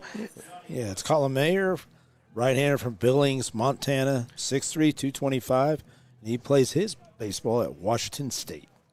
So we'll give you the final numbers here. Or I should say he For did. Shemp. I should say, Frank, he did. He's a graduate. 5-3 is the score. You get used to it all summer because everybody has to be in college to play this summer. Then you come to NBC and they can be playing, can be ex-pros, ex-college players. So for Shemp, he ends up going 3 innings, gives up 2 hits, 3 runs, 2 earned runs, 2 base on balls, 6 strikeouts as he faced 16 batters. So Mayer now on, and the first batter is Hoyle, as the count is 2 balls, 1 strike now to Hoyle. Also on that last pitching change, I forgot to give the final numbers for Drake. He went 2 innings, gave up 4 hits, 5 runs, 5 earned runs, 4 base on balls, 3 strikeouts as he faced 15 batters. Mayer looks like a good fastball right there with the 2-2 count. Well, struck out so far here in the ball game as he's 0 for 1, and that fouled off, and the count goes to 2 balls, 2 strikes. As we are in the top half of the 4th inning, 5-3 is the score in favor of the Seattle Studs. We hope you enjoyed tonight's broadcast. That one misses a low and outside for ball 3 as the count goes full now at 3-2. Once again, we'd like to thank our producers, Joe Blake and Jared Uberlechner, who are doing their hard work over there so we can do ours. That one hit to the left center field. That's going to be deep. Left fielder, not sure. Well, they both run into each other. That ball gets away, and it's going to be in for a 2-base hit by Johnny Hoyle. The left fielder, Carr and Riker both ran into each other. As looked like Carr might have had that for a second, but he tripped over Riker's body, and that falls in. So Johnny Hoyle will be in with a double at second base. You know, the whole thing is on protocol and that everybody goes for the ball, but the center fielder has it over everybody. So I don't know if they were talking or maybe they were saying at the same time. You don't know what's going on, but yeah, I agree with you. I thought, he should have had the ball. I mean, somebody should have been caught. That brings up the second baseman, number 6, Travis Chestnut. Here in the top half of the 4th inning. Runner on at second base now. No outs. Pitch there by Mayer is in there for call strike 1. Well, Frank, do you have an early tea time tomorrow? No, I don't. I'm planning on sleeping in, I think, hopefully. Yeah. We've been lucky the last 2 nights where our ball games have been called short of either 5 innings or 7 innings. So haven't got out of here that late like I thought I was going to, so I ended up staying in town. But tomorrow I'm just planning on sleeping in. It's going to affect your golf game, you know this. Well, I know it will be, but I'll get a chance to get back out there on that golf course. So no balls, 2 strikes. And that one lifted over our heads here. Right. As the count stays at no balls, 2 strikes. Yeah, I didn't bring my golf clubs, and there's the golf course right behind us here. When you had that little break, that's how we figured that's where you would be over there. Yeah. Chipping or at least something, Well, to be honest with you, on those little breaks, I've been making sure I get something to eat and get about a 30-minute nap. That one misses for ball 1. As the count goes to 1 ball and 2 strikes. To Travis Chestnut, as he's 0 for 1 here in the ball game, 2 for 4 as he came into the his ball game. Call strike 3. Yeah, call strike 3. So Chestnut goes down looking. Chestnut was not happy. Number 1. He was not happy, Frank. Yeah. That is the second strikeout recorded. That all goes to a 2-strike approach, and especially a fastball, being called on a fastball, backward K, as we say. You should swing at anything close. And ball hit to the shortstop. Rodriguez goes to first, and it's going to be pulls the Scavolto off the bag. So we're going to have an error on the shortstop as Dunlap ends up at first base on that error. Yeah, Scavolto was doing everything he could, didn't he? I mean, he's trying to stretch and just pulled him off. And that moves Hoyle over to third base. And by the way, that was Mayer's first strikeout, that last one. And that will bring up the left fielder number 2, Andre Jackson. Swing and a miss there by Jackson. I know Mayer just basically challenged Jackson on that pitch. Yeah. I said LoneStar, I like how they attack the ball. They do attack the ball. So this game is not, I don't think it's going to be like the Santa Barbara game as last night or whatever. So no balls, 1 strike, and here's the pitch. That one hit to the right-hand side. That's going to be in for a base hit. Scoring for third base is Hoyle. Stopping at second will be Dunlap. And Andre Jackson records his first hit of the ball game. And that will bring up the first baseman, number 14, Max Poles. So 1-run score is now 5-4 is the score in favor of the Seattle Studs. But the Lone Star Baseball Club have scored 1 run here to tighten it up just a little bit more. So Poles now, as he is 1 for 2 here in the ball game. And you got to look at what Lone Star is actually taking advantage of the opportunities that Seattle's given them. If you look, out of the 4 runs, you have a hit batter and two walks, or the 4 runs, 3 of the 4 runs. So Mayer ready to go to work, and here's the pitch. That one hit down the third base side. Third baseman Larsen comes in, goes to first base. A good job there by Scavolto to get to that one. And we're going to have 2 down now, but the runner Dunlap does move to third base on the play, and Jackson moves to second. So we have a 5-3 put out for the second out, and that will bring up the third baseman, number 31, Cam Kelton. I was going to say Larsen did a good job because they had spin on it, and he made sure he stayed on it, watched the ball, and made sure he had it in control, and then had a good, strong throw. And a good, strong throw to first base. Like I say, both runners will advance. Kelton's up there with ducks on the pond, as they say, with 2 down. That one misses low and outside for ball 1. The batter is Kelton, who is 0 for 2 here this evening, as he flew out to left field and then flew out to center field his first 2 times up. And here's Mayer's pitch. That one breaking ball down into the ground, and that misses, as the count will now go to 2 balls and no strikes. Looks like he's trying to throw those slider action right there, just breaking a little too low, 2 in a row. Now, surely those lights over there over right field are not for the golf course, are they? No. I was going to say, because we may be playing golf after we get done. That one breaking in there for a call strike, as the count now goes to 2 balls and 1 strike. That must be the swimming area over there, swimming pool, or that they have right over there, a great aquatic center. Yeah. Also, the zoo's over in that area somewhere back to our right here. As the count is 2 balls, 1 strike. That breaking ball just misses low, and the count will now go to 3 balls and 1 strike to Cam Kelton. Kelton playing third base this evening for Lone Star Baseball Club.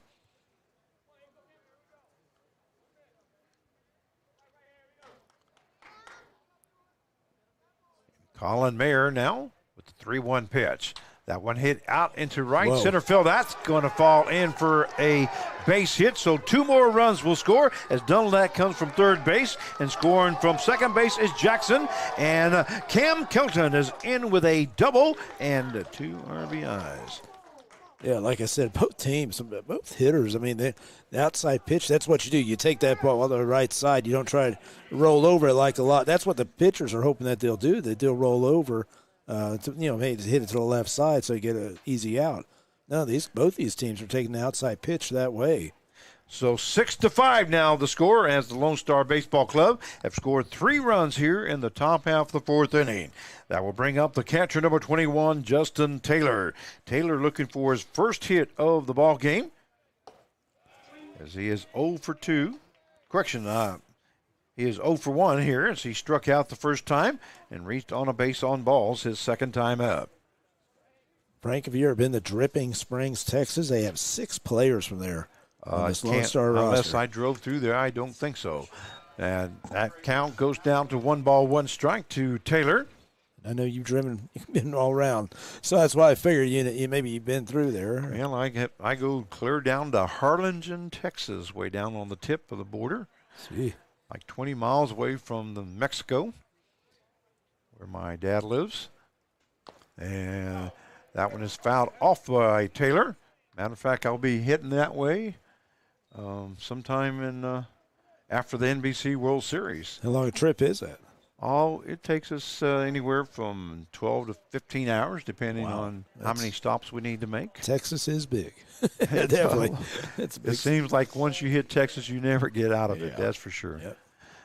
So the count is 1-2 strikes now to Justin Taylor. Here's the pitch. That one gets away from catcher Hinkle, but he tracks it down. So staying at second base was Kelton. And that will even up the count now at 2-2 strikes. So both these two teams are battling here this evening. So far at LoneStar, there's a swing and a miss there by Taylor as he goes down for out number 3. And that is the second strikeout recorded by Mayer. And the top out the fourth inning for LoneStar Baseball Club. They scored 3 runs on 3 hits, 1 error, and 1 left on base. At the end of 3.5 innings of play, the LoneStar Baseball Club 6 and the Seattle Washington Studs 5. You're watching the 87th Annual NBC World Series, powered by Evergy, and we'll be right back.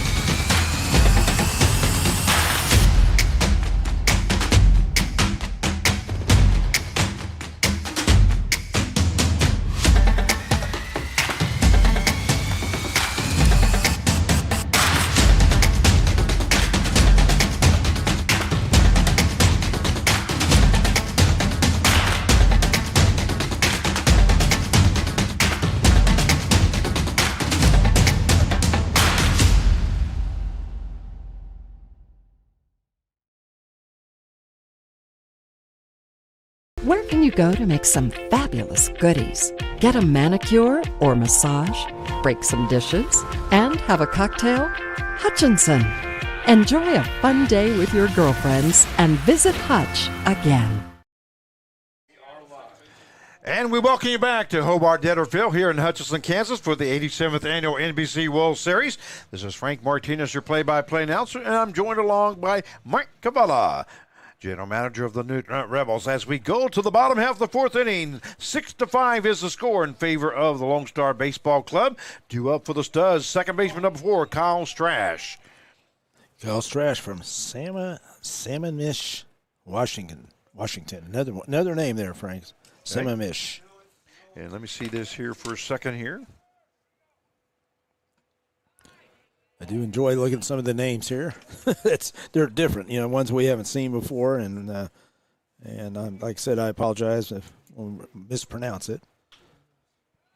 That ball hit by Strash into left field goes in for a base hit as he records his first hit of the ball game.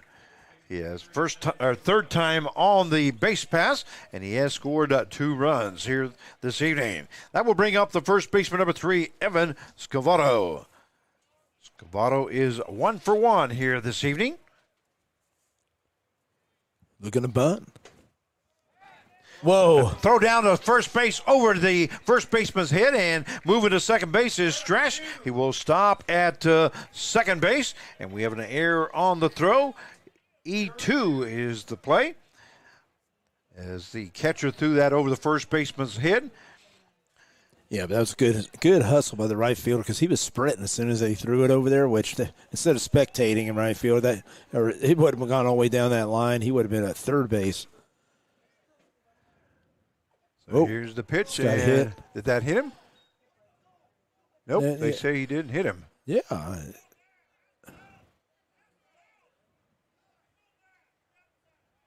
We're going to check and see exactly what's whether sure. home plate umpire looked like he's saying it didn't hit him, but we'll see. He might not have all the angle. umpires will be getting together. Jake Botek at home plate, Mike Lentz at first, and Clint Wheeler at third base. Yeah, I'm seeing. Mike might have seen it. Mike Lentz out there. Might have had a better angle. I don't know. We'll see. We'll find out. Yep. He will be going to first base. That is Scavolto. Hit by pitch there. So he will be on at first base. Strash will be on at second base, and that will bring up the right fielder, number 24, Jack Pauly. So now the head coach for Lone Star wants an explanation from home plate umpire Jake Botek. Yeah, I think he just went in there. I mean, you just want to say something, and not, because I mean, that was, to me, it was obvious. I could see it. Of course, we got a great angle looking down on top of it. But well, you do because you can see home plate. I can't. I got to stand up. It's people saying, "How can you not see home plate?" Well, if you were here, you would understand. That one is fouled off there. As now batting is Jack Pauly. Pauly walked his first time, and he ended up scoring a run, and then he struck out in the second inning as he made the second out of that inning. So here's the pitch now by the Reese. And the count will now go to 1-1 strike.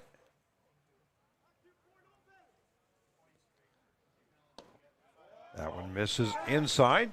So count now goes to 2-1 strike. Strash on at second base. Scavolto on at first. As we do have no outs here in the bottom half of the fourth inning. 6-5 in favor of the Lone Star. That ball hit into right field. Second baseman trying to get to it, but not going to be able to. So the right fielder, Beverly, comes up and throws to second base. So now the bases will be loaded as Jack Pauly records his first hit of the ball game. Little floater there. Yeah, looks like Coach is going to go talk to him, Lone Star coach. That ball wasn't hit very hard. Almost looked like one of those softballs that got a little floater. Yeah, it just floated out there, and second baseman was hustling for it, but not able to get to it. That did go into right field. So Pauly records his first hit of the ball game, and they break it up out there. Well, I want to make sure everybody knows where they're going to go. If it's a ground ball, what kind of defense they're going to play. If they're going to try to get two up the middle or maybe take it home. So we'll see. It looks like that is what they're going to do. It looks like they're going to go for a double play up the middle. Then the corner's going to come home. And home plate umpire gives a signal of 3 times that they've met. So that will bring up the designated hitter, number 14, Jonas Kim. Kim is 2 for 3. Correction, 2 for 2 here tonight. I was going to say he's got 4 RBIs here so far this evening. Only in the 4th inning. What's that? So we're only in the 4th inning. We're only in the 4th inning, correct. It's amazing. 1-0, no strike, and that pitch there is in there for call strike, and that will even up the count now at 1-1 strike to Jonas Kim. Yeah, when you go to a baseball game, you never know how it's going to turn out. There's a ball hit right down the line. The third baseman, Strash, who was out on the bag, has to get out of the way, but he was in foul territory. And that will take the count now to 1-2 strikes. Left fielder now hustling after that. Jackson is now hustling after that foul ball. Pitcher now finally realizes that he's not back in position, so he steps off. Strash is on at third base, Scavolto at second, and Pauly on at first. And here's the pitch. That breaking ball just misses outside, and that will even up the count now at 2-2 strikes. Yeah, definitely the crowd's getting into it right now. Yeah, they thought that one was a little close. There's a fastball fouled off there by Kim.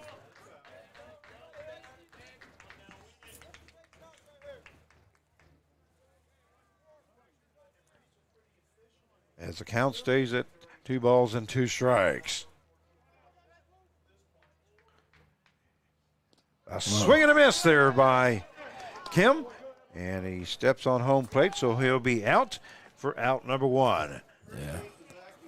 Kim's pretty mad himself because that pitch was probably about 5 foot out there, probably pretty much 4 or 5 foot out, a slider away. But he swung at it, and that's what happened. He's strikeout.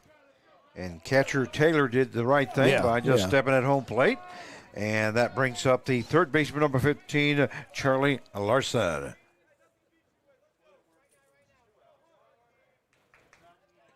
So 1 down now with the bases loaded.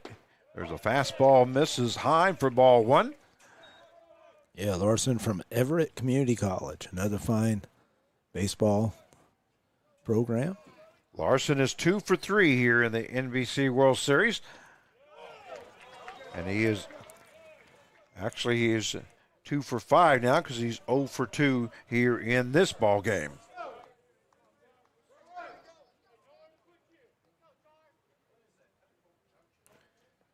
And there's a swing and a miss there by Larsen as the count now goes to 2 balls and 1 strike. Yeah, it's one of those what we were talking about earlier, outside pitch, fastballs. And this is when you do have to need to go to the right side, just like some of the guys were doing earlier. Fastball hits that outside corner, and that will even up the count now at 2-2. That must have been right at the knees there. But yeah, that's one thing you and I can't see up and down right there. We can see maybe how far it is from home plate. That one lifted into right field. Right fielder coming up will make the catch, taken up from third base. Maybe Strash, but no, here comes the throw into home, and a good throw there by the right fielder, Beverly. So staying at third base is Strash, and that will bring up the left fielder, number 5, Kellen Carr. I was going to say, Frank, on that, I didn't think, he's going to have enough to get on that throw because he didn't really back up to, you go through a ball. But that shows you how good a strong arm he had. They didn't even attempt to go. Yeah, they didn't attempt because the hit was not far enough, deep enough. So we do have 2 down now with Kellen Carr up at the plate. He got hit by the pitch his first time, got left stranded at first base in the first. A pitch there, calls strike as that hits right across the letters. And then he struck out to make the first out in the 3rd inning. So the bases were loaded now with no outs, and now there's 2 down. That one hits that outside corner. What a great pitch there. That's what both pitchers have been doing, if you notice. That outside corner been living out there. As the count goes, no balls, 2 strikes. If he gets out of this inning with the bases loaded and no outs, he's done his job. It'll be huge. Definitely be huge for LoneStar to get their confidence and get some runs maybe and keep going. The Reese now just misses low. As the count will now go to 1 ball and 2 strikes. But you had talked about the history of the Studs. I mean, they're tough. They're always going to be one of the top teams in the NBC. That one just misses outside. Taylor drops out of his glove, and he does pick it up. Nobody advances. As the count will now go to 1 ball, 2 strikes. Well, let me ask you, Frank, since you've covered all these years, you know all the teams. I mean, you don't see too many like the Studs or Santa Barbara. Some have off years, do you? They seem to always. Well, there's our call. Strike 3 right across the knees for out number 3. And a great job by DeReese as he strikes out the 2 out of the last 3 batters. And the bottom half of the 4th inning for the Studs, they score. No runs on 2 hits. We had 1 error and 3 left on base. At the end of 4 innings of play, it is the LoneStar Baseball Club 6 and the Seattle Studs 5. You're watching the 87th Annual NBC World Series powered by Evergy. We'll be right back. Kansas, the shortest distance between a problem and its solution is trust. Every day in each community we serve, the Eaton Roofing and Exteriors name stands for the best value, quality, and service in roofing, exterior siding, windows, and doors. Through every season across the state, Eaton Roofing and Exteriors stands for the life of your home. We're the licensed registered contractor for all your roofing and exterior remodeling needs. Eaton Roofing and Exteriors, a name you can trust. More, we've served Wichita for over 60 years. We consider everyone who walks through our doors to be family. That's why we only sell the safest and most reliable pre-owned vehicles available. Each one goes through a thorough 171-point inspection, and if it fails, it's off the lot. Your used vehicle will never be worth more than it is today, and whether you're trading up or selling outright, Davis Moore will give you top dollar for your vehicle.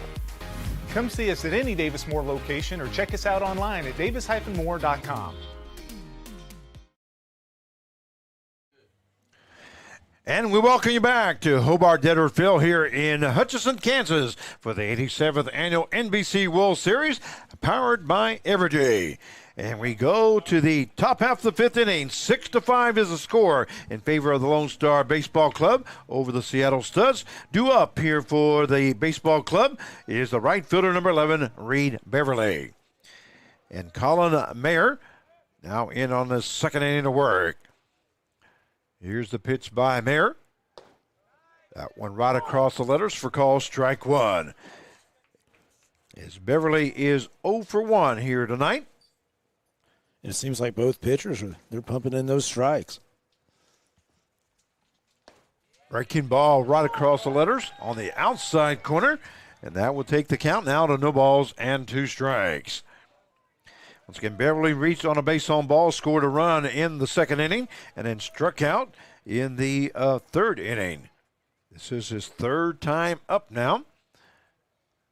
And that ball lifted to the right-hand side, may be out of play as the first baseman, Scavolto, moves to the dugout area, but not able to get to it. So the count will stay at no balls and 2 strikes.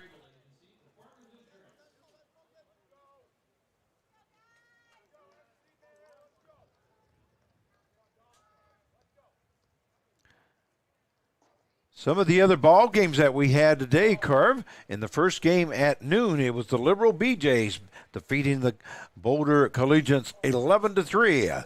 And the Collegians ended up going home. That was after 8 innings. And Liberal moves on as they will play on Sunday, I believe it is. And then the Great Bend Batcats in the second game defeated the Wichita 316 Elite team 13-0 in 5 innings. And that was a base hit there by Beverly as he put that into right field as he records his first hit of the game. We'll bring up the designated hitter, number 13, Kyle Cronk. And then in the game right before ours, it was 15-7 in favor of the Cheney Kansas Diamond Dogs over the Derby Kansas Twins. And that one went a full 9 innings. Yeah, you're really not a lot of close games. There they go. Another ball hit out to right center field. That's going to be in for a base hit by Cronk. And moving over to third base is Beverly on the play. So Cronk records his first hit of the ball game. And again, what I was talking about the last inning, that outside pitch, Lone Star's making that adjustment. They're taking that ball that way. They're making an effort to do that. So that's 2 straight hits now for the Lone Star Baseball Club, as both teams now have recorded 7 hits in the ball game. So now there is runners on at first and third with no out, and that will bring up the shortstop, number 24, Johnny Hoyle.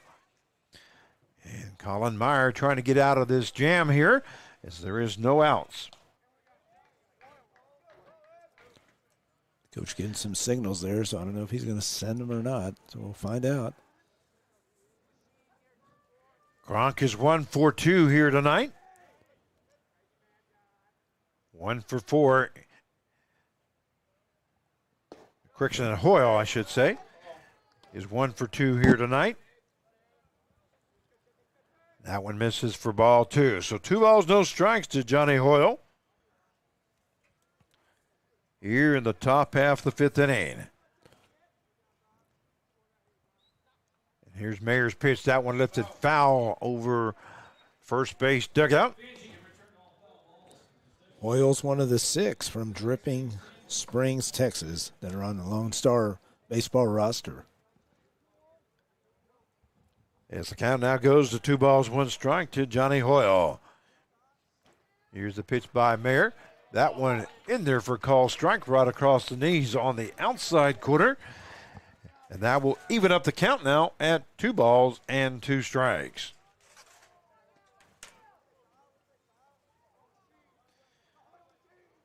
Cronk, see if he's going to take off or not. Now it doesn't. And that one lifted to the right-hand side will be out of play, as that one also lifted over the first base dugout. You know, it always gets Frank, because I think most collegiate pitchers, they use that outside part of the plate. And, there's 17 inches to the plate, and that's one thing, especially in the pros. You better learn how to use that 17 inches of the plate. Got on the inside. Here's the pitch by Mayer. That one fouled off once again by Hoyle. Hanging tough out there as the count stays at 2-2. But then again, you keep throwing it over there until the hitters start adjusting to it. If the hitters don't adjust and they just keep rolling over, then you just keep doing it. That's. But I think it's just weird, because I've worked with pitchers all through. Obviously, as my coaching career, and the inside pitchers are afraid it's going to be home runs or they're going to get extended. Their ball hit to the third baseman, will cut in front of the shortstop, goes to first base, and they call him safe at first base, and scoring a run from third is Beverly, and a good hustle there by Johnny Hoyle, as that was a two-hopper basically to the third baseman. I thought the shortstop was going to get it, and he cut right in front of him and threw to first base, but not going to be in time. So Cronk will be on at second base, and here comes the coach to talk to Mayer. Yeah, and it's great hustle right there by Hoyle, because I thought he was going to be thrown out, but he ran hard in that line, just what we talked about, right out of the box. So Hoyle records his second hit of the game and an RBI. 7-5 now is the score in favor of LoneStar Baseball Club, as they have scored one run here in the top half of the fifth inning. And there is runners on. That's the third base hit of this inning. And they have runners on at first and second. And that's going to be it there for Colin Mayer, as he's coming out of the ball game. And we'll see who's coming in. See the number. Maybe these young guys saw it. I don't know. Our friends right here. I believe it's number 7. I think that's what I just saw on his back as he opened up the gate there. It's funny how when they come out of those areas over there, that they never turn their backs. Yeah. And I know you have said you like the numbers on front and the back. Number 19. Okay, number 19.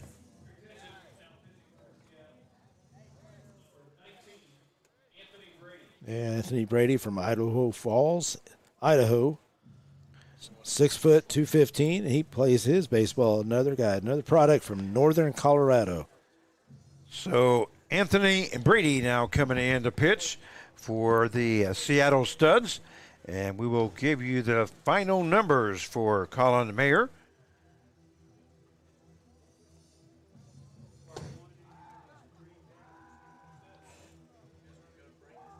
As he has gone one inning, has given up 6 hits, 4 runs, 2 earned runs, no base on balls, 2 strikeouts as he faced 10 batters.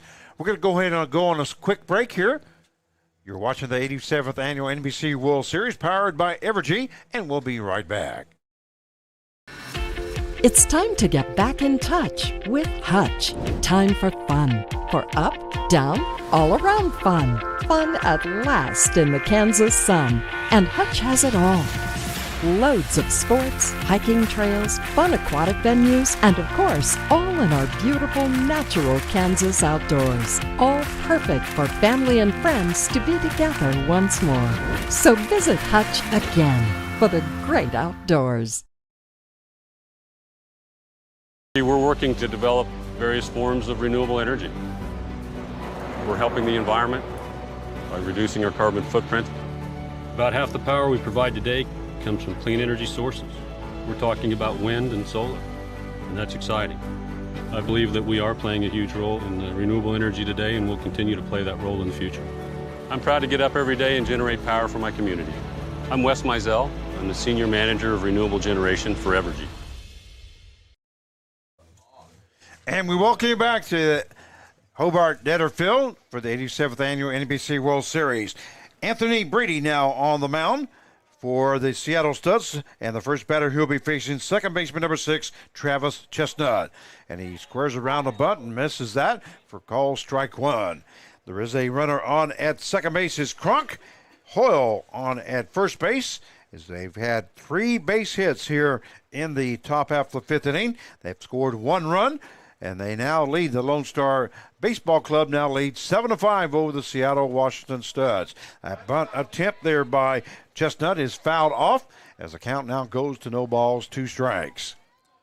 Yeah, right there. He kind of looks like he started running. He just needs to get that bunt down, just square around, and don't try to make it a drag bunt. Just turn square around, and hopefully you can maybe, if you push towards third base, you get those runners there second and third. Well, that's one thing I never understand. When you got guys on first and second and everybody in that ball hit to the right-hand side, the first baseman will only have 1 play. And a great hustle there by the first baseman, and that was Scavolto, as hustling down first base was Chestnut. What I was going to say was, what I don't understand is when everybody in the ballpark knows you're going to bunt, why do you wait so late to turn around and just square around, lay the bunt down, and do your job, and then go to the dugout? But for some reason, they want to wait a little bit too long, and now the infield is in, as there is runners now at second and third. But Chestnut did do his job by hitting the ball to the right-hand side. Just hit it, slow roller, so, that was good enough. That will bring up the center fielder now, number 29, Justin Dunlap. That's what I always used to talk to the players. I said, if everybody just does their job, do your job, see what happens. Man, right there, Chestnut did do it, not the conventional bunting way, but he did get the runners over. So the infield is in to try to not allow any more runs. That ball hit right over the shortstop, over in for a base hit. So Dunlap records his second hit of the ball game, and 2 runs score now for the Lone Star Baseball Club, as Cronk comes in to score from third base, and Hoyle comes in to score from second base. And Justin Dunlap records his second hit of the ball game. 2 RBIs. That will bring up the left fielder number 2, Andre Jackson, with 1 down now. And the score now 9-5 in favor of the Lone Star Baseball Club. I was going to say, the Stud fans, and I'm not sure the Stud team is a little surprised by what's going on here with the Lone Star game. This just how they're playing right now. Lone Star just got an answer every time, and especially when they get the runners in scoring position. So the Lone Star Baseball Club has scored 3 runs here in the top half of the 5th inning to take a 9-5 lead. We do have 1 out. There's a breaking ball, hits that outside corner, and that will even up the count now at 1 ball, 1 strike to Andre Jackson. Jackson playing left field here this evening for the Lone Star Baseball Club.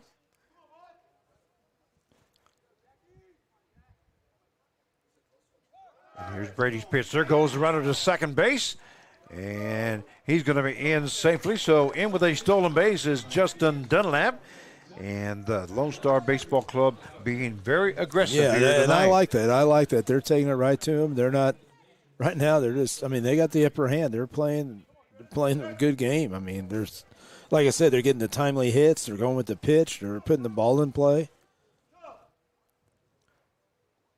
So tonight, so far, Jackson is 1 for 2 here in the ball game. That one called strike, as the count will now go to 2 balls and 2 strikes. Now, I know there's a lot of Seattle Stud fans. I was talking to one guy. He's from Wichita. And he says he's been following for years. And him and his family were there watching. They had Stud shirts on. That one gets away from the catcher, so moving over to third base will be Dunlap, as the count will go 4 now at 3-2. I'm sure the coach, Barry Aiden, right now, he's probably sitting there trying to figure it out, scratching his head what's going on, because they usually have, like I said, they have some big schools. They get a combination of really good players, and right now they're struggling.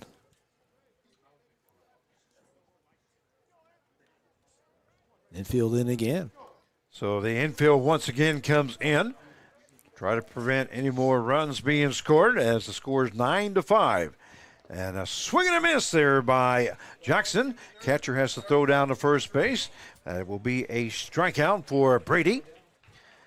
And that is the second out of the inning. And that will bring up the first baseman, number 14, Max Poles. Runner on at third base now with 2 down. That's, if I'm Lone Star, still stay aggressive. If you jump into those fastballs. First pitch misses for ball 1. Seattle, you got to figure out how to stop them. I mean, you had to figure out that, like I said, before they were scoring those runs early in the walks, you've kind of done that. They've got some good hits. Lone Star has been hitting the ball. And here's the pitch by Brady. That one just misses outside as the count now goes to 2 balls and no strikes. And that's what we talked about yesterday in the Santa Barbara game. Something you have to change it up. Maybe you have to start throwing backwards. Try something, because there's right now they're sitting on the fastball. It's a 2-0 count, so it's a hitter's count. 2-0 now the count. Here's the pitch by Brady. That one hard hit ball to the second baseman, and second baseman not going to be able to make the play, as that went right under his glove there. And that is a base hit there by Poles as he records his second hit of the ball game. And scoring from third base is Dunlap. And now that takes the score to 10-5 in favor of the Lone Star Baseball Club. That will bring up the third baseman, number 31, Cam Kelton. Looked like the second baseman might have misplayed that one just a little bit. It had a little bounce to it, a little spin to it, and a high hop, and you try to get it in the air. Don't let it hit the ground. Pitch there by Brady. Misses outside. You don't want to get that short hop. You know what I mean? When the ball hits, it comes up. So if you can get it in the air, that's why I always tell infielders, try to get it in the air while you can, because there's no bad hops in the air. So yeah, it almost looked like he thought he was going to be able to catch that in the air, and then all of a sudden realized it was going to hit down below, and then just went right over it. And a swing and a miss there by Kelton, as the count will now go to 1 ball, 1 strike.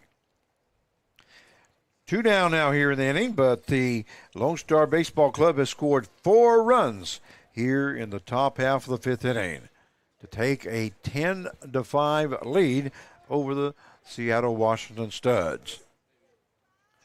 Here's Brady's pitch. That one falls out of the glove of catcher Hinkle. But it was high ball, so that count will now go to 2 balls and 1 strike.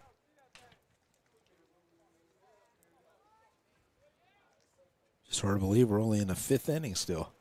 Yeah, we're just 5th inning, and 15 runs have been scored, 17 hits total, and 4 RBIs. There goes Jackson to second base. Poles to second base. And he is in safely. Yeah, Aaron Smith, the coach for Lone Star, he's calling a great game right now offensively. Just keeping it going, keeping it aggressive.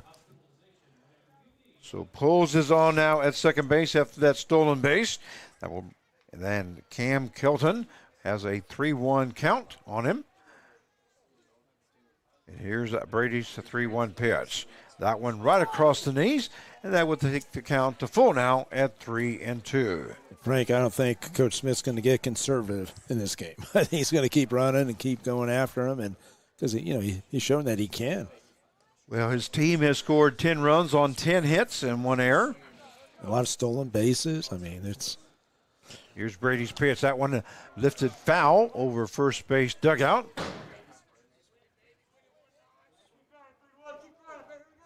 Out of a metal roof over the bleachers here at Hobart Detter Field. And, boy, you can always hear that foul ball hit the roof. It looks like our mics picked that up, too. The count is full to Cam Kelton. Ball hit to the right-hand side. Second baseman will go to first for out number 3. So that is a 4-3 put-out for the third out if you're scoring at home, but not before the Lone Star Baseball Club. They score 4 runs on 5 hits And I believe we had one error. No, we didn't. We had no errors and one left on base. At the end of 4.5 innings of play, Lone Star Baseball Club 10 and the Seattle Studs 5. You're watching the 87th Annual NBC World Series, powered by Evergy, and we'll be right back. We're working to develop various forms of renewable energy. We're helping the environment by reducing our carbon footprint. About half the power we provide today comes from clean energy sources. We're talking about wind and solar, and that's exciting. I believe that we are playing a huge role in renewable energy today, and we'll continue to play that role in the future. I'm proud to get up every day and generate power for my community. I'm Wes Mizell. I'm the Senior Manager of Renewable Generation for Evergy.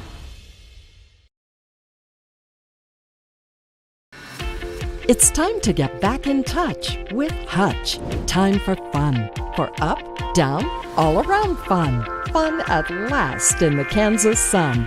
And Hutch has it all. Loads of sports, hiking trails, fun aquatic venues, and of course, all in our beautiful natural Kansas outdoors. All perfect for family and friends to be together once more. So visit Hutch again for the great outdoors. And we welcome you back to Hobart Detterfield here in Hutchinson, Kansas for the 87th Annual NBC World Series, powered by Evergy. This is Frank Martinez, your play-by-play announcer, and I'm joined by Mark Cavala here this evening as he's doing a little color commentating for us. Mark is the general manager for the Newton Rebels out of Newton, Kansas. Also, our technicians here this evening are Joe Blake and Jared Oberlechner. We thank them very much for their hard work here this evening. As the score is 10-5 in favor of the Lone Star Baseball Club as we go to the bottom half of the 5th inning. And due up for the Studs will be the catcher, number 7, Brady Hinkle. He'll be followed by Rodriguez and Riker in the hole. It's going to be interesting to see how they answer back. See if they get a couple back at least. I was about to say, are they going to be a little more patient, maybe try to take a few more pitches? But no, I don't think they will. They'll still be attacking the ball, and we'll see what happens right there. Swing at the first pitch. A swing and a miss there by Hinkle as the count now goes to no balls and 2 strikes. Because I don't know how many times, Frank, we don't know a lot about the Studs. Like, how many times this year have they been down this much? Yeah, well, when you say Seattle Studs and aggressiveness, they go in the same sentence. So I'm sure they're going to be staying aggressive here as the count will now go to 1 ball and 2 strikes to Brady Hinkle. Again, Lone Star Baseball, they're playing aggressive. Aaron Smith's got their guys, they're pumped up, and they got them believing right now. You're halfway in the game, just over halfway, and say, hey, we can keep doing this. Just keep it going. The ball hit right back up the middle there. Shortstop comes in and goes to first base for out number 1. Good play there by the shortstop Hoyle over to Pulls for that first out. The key is going to be on the mound right now for Lone Star. See if, like I said, they're doing a good job. You got DeVries coming in doing a really good job, coming in here and throwing strikes, and I think that's what you have to do. That will bring up the shortstop number 23, Kyle Rodriguez. And by the way, I'm just wondering, Joe Blake and Jared Oberlechner, who are the technicians here, I wonder how many girlfriends they're going to get from being so famous, getting their names announced. 0? 12, he said? Okay. Well, I tell you what, I'm sure there's girls going to be out there saying, are you Joe Blake? Are you Jared Oberlechner? Have their own fan club, probably. Yeah, they're going to have their own little fan club here. Count is 2 balls, no strikes to Kyle Rodriguez. And that one in there for call strike as the count will now go to 2 balls, 1 strike. Well, we were young at that age at one time. Well, I know you had your fan club, Frank. I never did, but you never had a fan club? No. Oh, no, come on.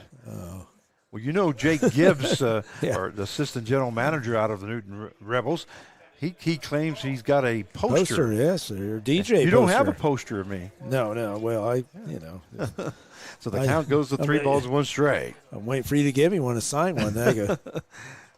Yeah. Swing and a miss there by Rodriguez as the count goes full now at 3-2. Tell you what, Frank, you do that, and I'll put it down in my man cave. How's that? There you go. Right next to my Michael Jordan picture. I'm not like Mike Dean. Mike Dean's got a bobblehead that he handed out many years ago. Oh. And I do have that one down in my man cave. Oh, do you? Now, I'm speaking of Hall of Famer Mike Dean. For those of you that don't know, he's the one that plays the harmonica out here and does our official score. And he's been doing that for, I think it's 38 years now. And but he's got a little bobblehead that he gave me, was it 4 or 5 years ago, Michael? Or Mike? In 2015, okay.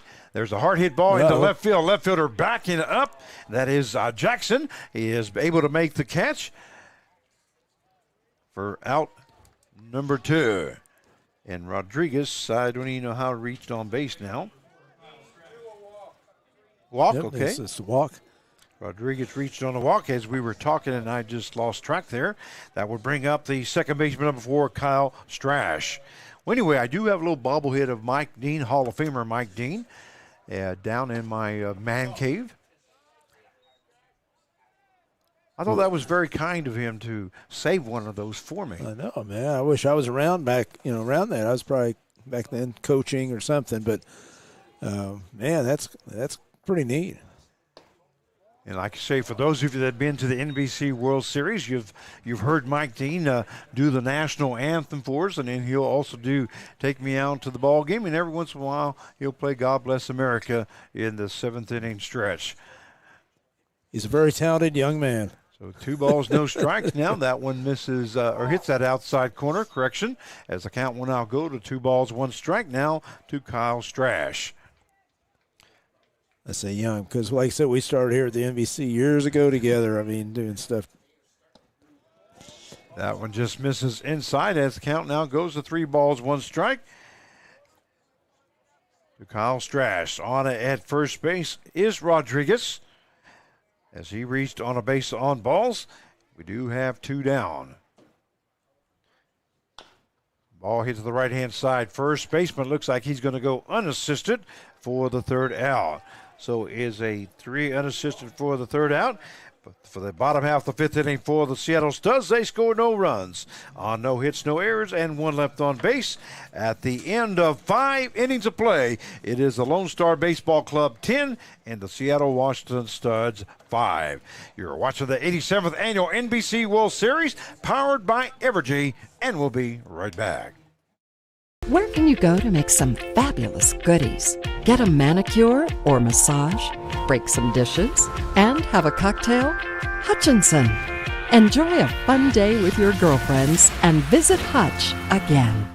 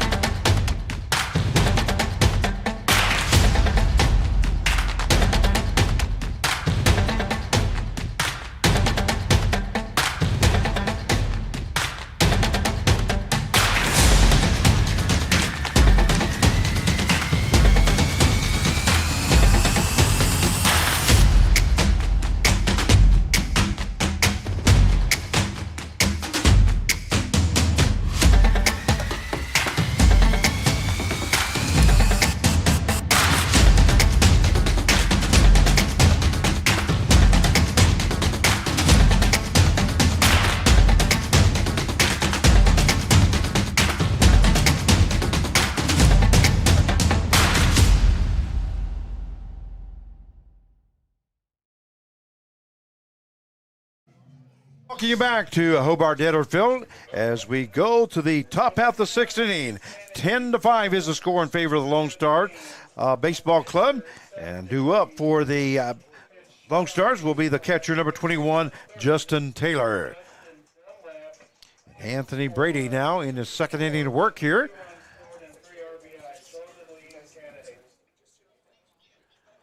Yeah, Taylor right here, just if he can get on base, just keep at it and run here, run here and there, and get some good pitching, and I think they can win this game.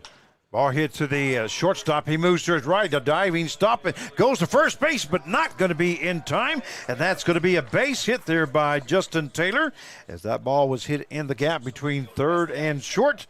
A good effort there by Rodriguez. I'm sorry, not Rodriguez. Taylor? Yeah, it is Rodriguez. Rodriguez. And but Taylor is on with a base hit here in the top half of the sixth inning. And Taylor records his first hit of the ball game. That will bring up the right fielder, number 11, Reed Beverly. Well, Carr, if you thought I was kidding, there's the picture of Hall of Famer Mike Dean and his bobblehead. There's harmonica right there. I like it. Down in my man cave. That is neat. That was neat. So they passed all those out for... They passed them out at his hometown, I believe it was, and he saved me one and brought it down to the NBC World Series the next year. That's talk about respect. Yeah, that was in 2015. Awesome. He says that they handed those out. Count goes to 1-1 strike now to Reed Beverly. Well, I can't. When's the Frank Martinez bobblehead coming out? That's what I want to know. Here it is right here. That's right. We want to see it. That's about as close as you're going to get out of a bobblehead. You deserve one, Frank. So the count is 1-1 strike now to Beverly. I know you got posters of you, but that'd be kind of cool to have a bobblehead. And a swing and a miss there by Beverly as the count now goes to 1-2 strikes. Well, you got to be somebody to get a bobblehead or a poster. Well, you definitely are. Thanks. So 1-2 strikes to Beverly, as we do have a runner on at first base and no out here in the top half of the sixth inning. Looks like LoneStar has had somebody on base every inning. Yeah, that's I said. They're just doing a great. Ball hit down into the ground and misses for ball 2. Yeah, as a coach, you know how you ride up. Here's a way to beat this team, and they're going right along with it. And I don't know if Aaron Smith said, "Hey, here's what we have to do: is get runners on, take the ball to the right side, just be aggressive, steal base." They're doing all that. Well, the hitting the ball to the right-hand side has been a big key here for the LoneStar Baseball Club here this evening, because they've hit a lot of base hits out into the right field area. And the pitching. Yeah. 2-2 that count now. Fastball in there for call strike 3, right across the knees, and Beverly goes down looking for out number 1. That will bring up the designated hitter number 13, Kyle Cronk.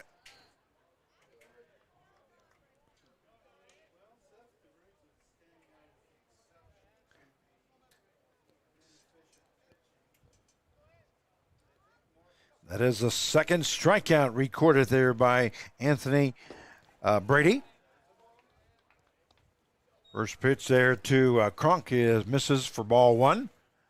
But again, as long as LoneStar keeps scoring here, just picking up a run here, executing whatever they need to do, and they're pitching this, makes it tough. You can't have a walk-a-thon or start hitting guys and all that, because Seattle will get right back in this game pretty quick. That one misses for ball 2. We'd like to thank everybody that is tuning in here on YouTube to the NBC World Series channel. We have a lot of people that are commenting, and we thank each and every one of you. Julie Engelman. That's great. Toscalis, Judy Toscalis says go Studs. Steve Owings. So that she's drinking coffee and watching Stay Awake. So we're right there. Yeah. Ethan Stuckey.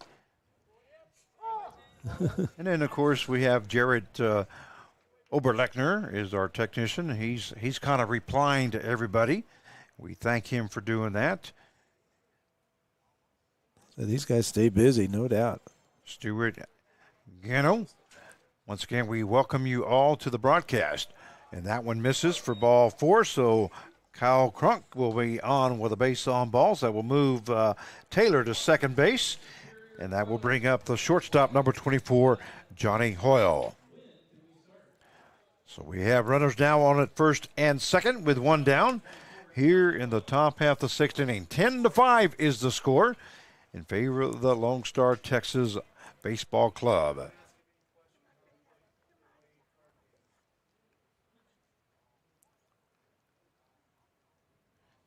Anthony Brady's pitch. Well, here's a question for you, Frank, Fouled too. off for strike one. If Seattle didn't make it, I mean, they didn't come. They didn't make the trip last year because of COVID and everything, but they won it 2 years ago. Do you think that year off affected them some? Or Well, it affected a lot of ball teams, Right, because then you have to regroup for another year, so you said you had that continuity. And the corners are in now. First baseman almost near the grass, and third baseman a couple steps away. And it's no balls, 2 strikes now to Hoyle, as we do have runners on at first and second. Now the corners move back now, as there is 2 strikes now on Hoyle. And here's the pitch. Swinging it, or that one's fouled off. Fouled off. I just saw him swinging there, and then all of a sudden I did see the ball hit to the right-hand side. Had a quick trigger on that swing and a miss. Swing and a miss. You're ready to go. So no balls, 2 strikes. Here's the pitch. That one hit down the right side, and that's going to be out of play.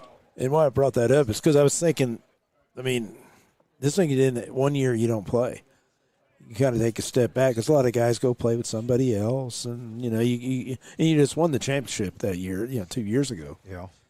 Well, Santa Barbara, they came yes and won it. That one hit also the right-hand side, out of play. The count stays at no balls, 2 strikes. Well, it definitely was tough on a lot of teams last year, but yeah, you're right. For not being able to play, and then also, of course, not coming to the NBC World Series last year. Right. That had to affect you somehow. But they're great organization, and Barry Hill, I guarantee you they'll be fighting. Bat ball way outside, and a good job there by the catcher Hinkle, as he moved way to his right to be able to get to that ball. The count is 1 ball and 2 strikes. And this game is definitely not over, not with this kind of firepower that they do have. Well, they hit the ball very well the other night. Of course, I believe it was a 3-1-6 elite team that they played. And here's the pitch. That's a swing and a miss there by Hoyle as he goes down for out number 2. That is the second strikeout of this inning. The third strikeout by Anthony Brady in the ball game. That will bring up the second baseman, number 6, Travis Chestnut.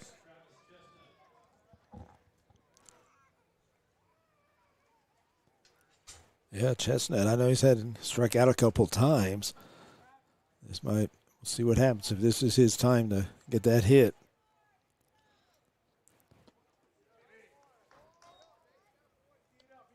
Also like to welcome Harrison Babbitt. Says, let's go Lone Stars. Yeah, we got a lot of fans from all over, don't we?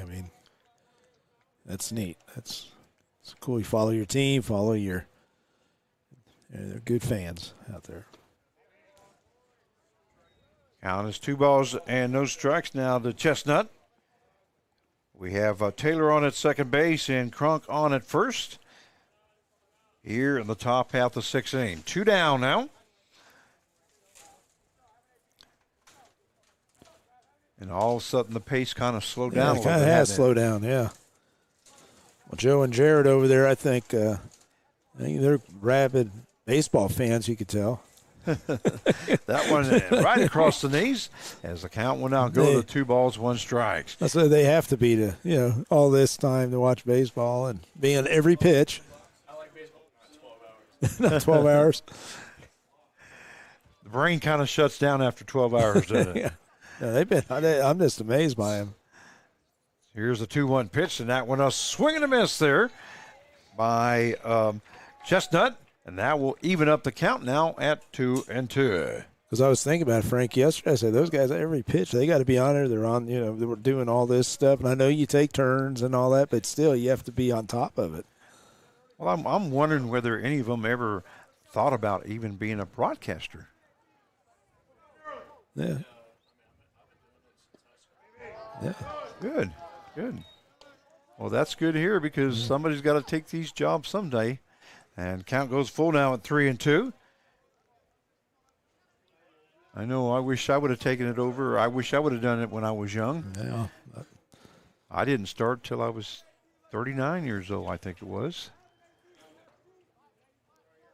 I think you were probably about That's how old at that time? About 6, probably. About 6 years old? That's right. That's Oh, right. wow, that hurts.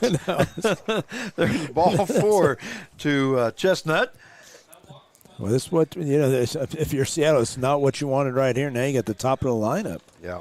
So that will load up the bases as Taylor moves to third base, Cronk to second, and Chestnut reaches on a base on ball. That will bring up the center fielder, number 29, Justin Dunlap. His 5th time up, Frank, already. And by the way, for all of you out there that are watching from either Seattle, Washington area for the Studs, or if you're watching from Texas for the Lone Star Baseball Club, Carv is just kidding. He was not 6 years old when I was 39. They don't know. They don't know. They let me have my fun. I gotta have some fun, The only fun I have is doing this with you, Frank, out here. So the count is no balls, 1 strike now. Man, that flag has not stopped out there. I just keep looking up at the American flag. Dunlap, that one. Oh. Boy, it goes off There the he glove. goes. The ball goes off the glove. What a great job there by the catcher. Boy, Great. what a great hustle there by the catcher, Brady Hinkle. And coming in from on the pitcher's mound is Brady as he's covering home. But that ball hit the glove, and the glove went flying off back behind Hinkle, and he had a hustle for it, and he just threw a perfect strike to Brady at home plate for out number 3. So the top half of the 6th inning for the Lone Star Baseball Club, they scored no runs. At the end of 5.5 innings of play, it is the Lone Star Baseball Club 10 and the Seattle Washington Studs 5. You're watching the NBC World Series, the 87th annual NBC World Series, powered by Evergy, and we'll be right back. Davis Moore, we've served Wichita for over 60 years. We consider everyone who walks through our doors to be family. That's why we only sell the safest and most reliable pre-owned vehicles available. Each one goes through a thorough 171-point inspection, and if it fails, it's off the lot. Your used vehicle will never be worth more than it is today, and whether you're trading up or selling outright, Davis Moore will give you top dollar for your vehicle. Come see us at any Davis Moore location or check us out online at davis-moore.com. The shortest distance between a problem and its solution is trust. Every day in each community we serve, the Eaton Roofing and Exteriors name stands for the best value, quality, and service in roofing, exterior siding, windows, and doors. Through every season across the state, Eaton Roofing and Exteriors stands for the life of your home. We're the licensed registered contractor for all your roofing and exterior remodeling needs. Eaton Roofing and Exteriors, a name you can trust. And we welcome you back as we go to the bottom half of the 6th inning. 10-5 is the score in favor of the Lone Star Texas Baseball Club. We are at the 87th annual NBC World Series powered by Evergy. And leading off here in the bottom half of the 6th inning will be the first baseman, number 3, Evan Scavolto. Yeah, Frank, I'd say that exciting play at home right there at the end of the inning could have maybe fired them up right here, Seattle. Yeah. Well, first pitch hit to the shortstop. Shortstop will go to first for out number 1. That play goes from Hoyle to Pulls for that first out. That's a quick out right there. Like I said, they're not the type of team, hey, let's take pitches, let's get some guys on and walk, see if we can get some walks, looking for that big hit. They're just going to do their game plan, and they've been very successful doing that through the years. That will bring up the right fielder, number 24, Jack Pauly. So one down here now in the bottom half of the 6th inning. Pitch there by the Reese is in there for call strike 1 as the count goes no balls, 1 strike.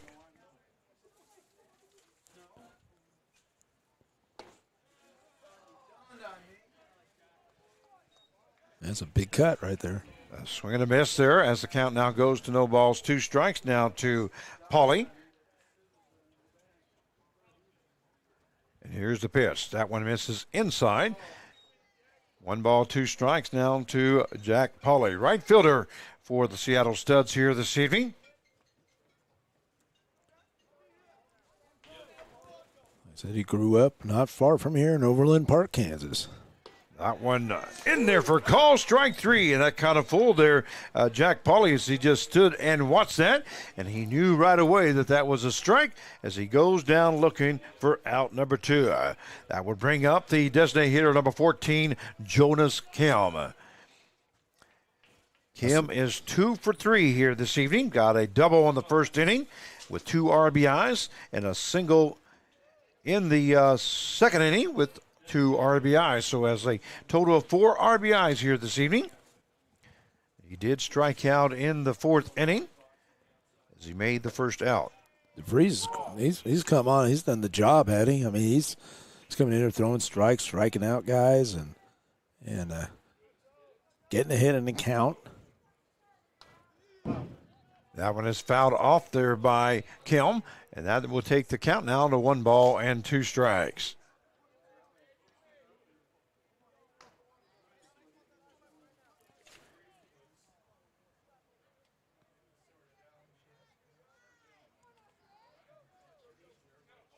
Trying to figure out what time it is exactly. 12:10 almost. So we still got a little bit of ball game left. That ball hit to the shortstop once again. Oh, Whoa. That comes up on Hoyle, and that's going to be an error on the shortstop. Yeah, that kind of took a bad hop on him, but it's going to be down as an error. So E6 is the play as Kim will reach base, and that will bring up the third baseman, number 15, Charlie Larsen. As we are in the bottom half of the 6th inning. 10-5 is the score in favor of LoneStar Baseball Club over the Seattle Studs. Pitch it just misses high for ball 1 to Charlie Larsen. So the Studs just trying to get something going right here, and this might be an opportunity even with 2 outs. That one right across the letters as that will even up the count now at 1 ball, 1 strike. Well, they need base runners, that's for sure. There's 2 down here. That one fouled off right back at us. But see, I like how DeVries, he's just coming right after him. I mean, he's not trying to finesse or anything like that. So he's putting the pressure on the Studs. Let's go, here's my best stuff, come hit it. And like I said, I mean, ground ball right there would have been out of the inning. Yeah, they would have been out of the inning there, so we'll see whether the Seattle Studs will take advantage of it or not. Here's the pitch. That one, a breaking ball, just misses, and that will even up the count now at 2 balls and 2 strikes.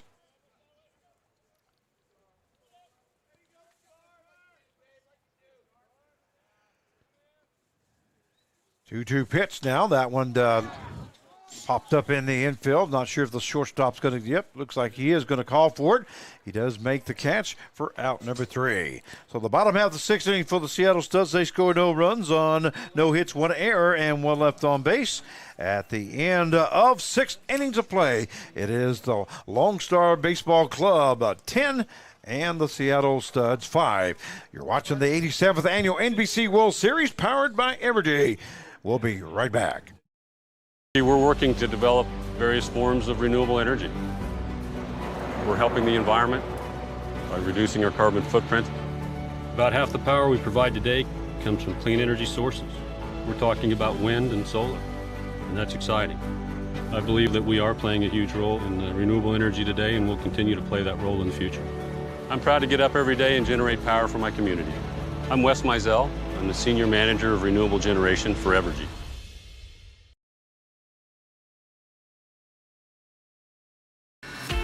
It's time to get back in touch with Hutch. Time for fun. For up, down, all around fun. Fun at last in the Kansas sun.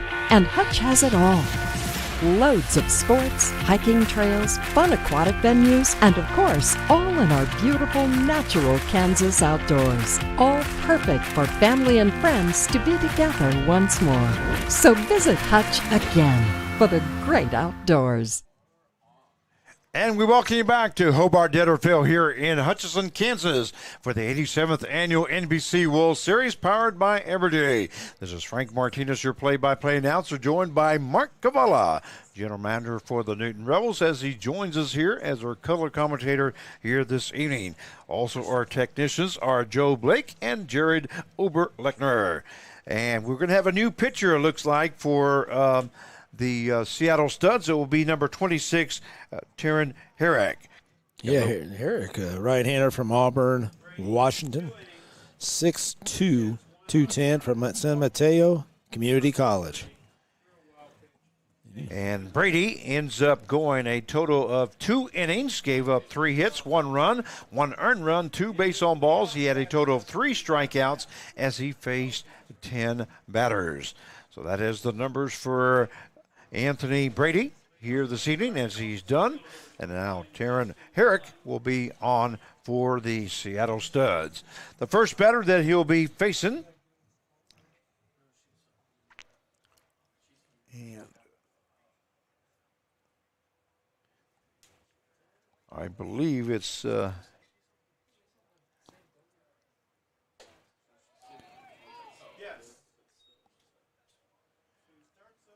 I believe it's Justin Dunlap, or is that? Yes, it is. Okay, Dunlap is up now here in the top half of the 7th inning.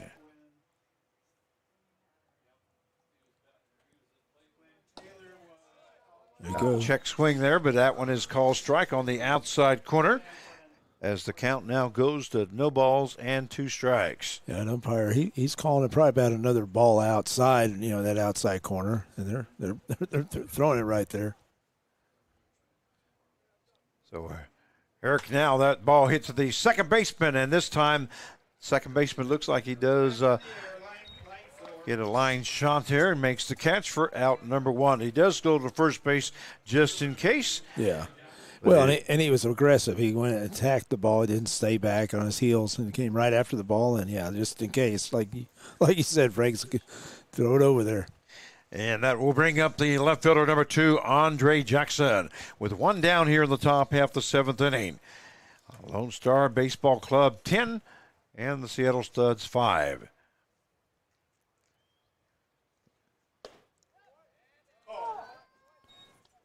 That one right across the outside corner for call strike 1 to Andre Jackson. Jackson 1 for 3 here tonight. That one hit third baseman. Third baseman will go to first. That is Larsen to Scavolto for the second out. A 5-3 put out if you're scoring at home with us. And that will bring up the first baseman, number 14, Max Poles. Poles is 2 for 4. 2 for 4. Yeah. I couldn't tell what that was there. 2 for 4 here this evening. That one misses outside for ball 1. It's going to be interesting because I still feel Seattle has a big inning in them, Frank. I think once they put it together and let DeVries could keep them going. I don't know what the story is, how they're going to, if they're going to keep DeVries in or have somebody else. And we don't know a lot about him. How long can he go? Because right now he's got him in check. Herrick hits that outside corner. It's the count now goes to 1 ball, 1 strike now to Max Poles with 2 down here in the top half of the 7th inning. That one misses outside, so the count will now go to 2 balls and 1 strike. Because Lone Star, you look at it, I mean, Seattle right now is 4 straight innings without scoring, and that's pretty rare. It is for a Seattle team. They do have 5 runs on 7 hits, and that one just misses inside as the count will now go to 3 balls and 1 strike.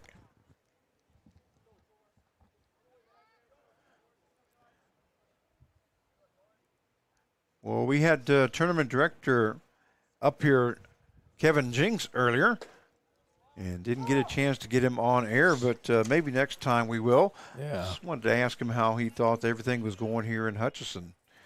They've been very, very nice to us up here. Oh, yeah. They usually are. I mean, especially tournaments like this. Count is full now, and here's the pitch. That one is fouled off there by Pulls, as the count will stay at 3 balls and 2 strikes. I've got a lot of good memories coming up here, good and bad, I guess, because I've coached up here. I've coached here, and I've even in JUCO, played JUCO ball. We used to come up here and play hutch. It's amazing how those bad memories, those bad games right. stay with you, don't they? That one is fouled off to the left-hand side. Count stays full now at 3-2. And we were talking about that. I said, I've been fortunate to have a few championships as a coach, a head coach or assistant, and I remember that you get rings, but I also remember the ones we didn't win. Right. The years I thought, man, if the guys had bought in, if we had this break or whatever, I don't know. I think that's just being a competitor. That one misses outside, and taking a walk will be Max Pulls to first base, as there will now be a runner on at first base with 2 down, and that will bring up the third baseman, number 31, Kelton. Yeah, it always seems like those ones that got away are the ones that really, really hurt the most. Yeah, I remember just like yesterday, Frank, I can tell you. Well, meaning to bring back bad memories, but it's just like, funny how that happens. And I think sometimes players forget it a lot easier than coaches. I'll put it that way. There's a foul off there by Kelton. As the count goes, no balls, 1 strike now. With the runner on at first base and 2 down here in the top half of the 7th inning. Well, this is going to be a long night tonight here, Carb. Last couple nights we've gotten off around 11:35 to 11:45. That's like the old days. That's the old days of NBC. That when it hits Kelton, so he will be on at first base as the hit batsman, and that will bring Max Pulls over to second base, and that will bring up the catcher, number 21, Justin Taylor. Yeah, I remember coaching the Team Elite Sluggers a few years ago, and we had to play, and we had some rain. We're playing at 2:30 in the morning, and then the game that you were talking about with the All-Stars, back there when they had Chipper Jones and those guys, and everybody thought the game was going to be the next day, and they said, no, we're going to go ahead and play, and it was 3 o'clock in the morning. Well, when you do the tournament for 27 years, you have a lot of those memories where you kind of wish you could forget, and then there's games that just have lasted forever. There was a game a couple years ago that there was like 27 runs or something like that. I've got to look that up because I can't remember exactly how many runs it was, but it was. It must have been win and end 24-10. 24-10. Okay, there you go. I knew Mike Dean would remember.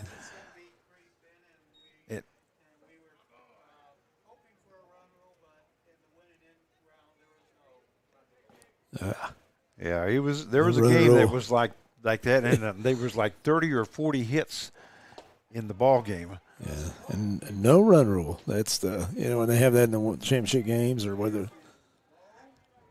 I don't remember exactly how many hits there was in the game, but boy, there was a bunch, and it just lasted forever.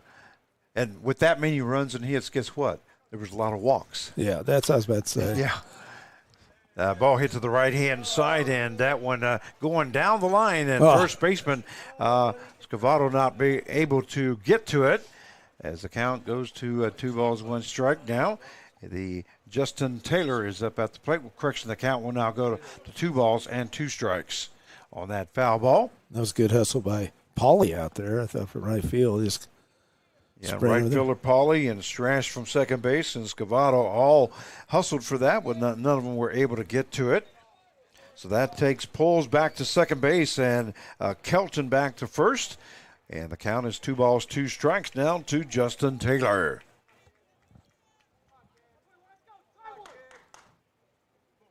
And a swing and a miss there by Taylor as he goes down for out number 3.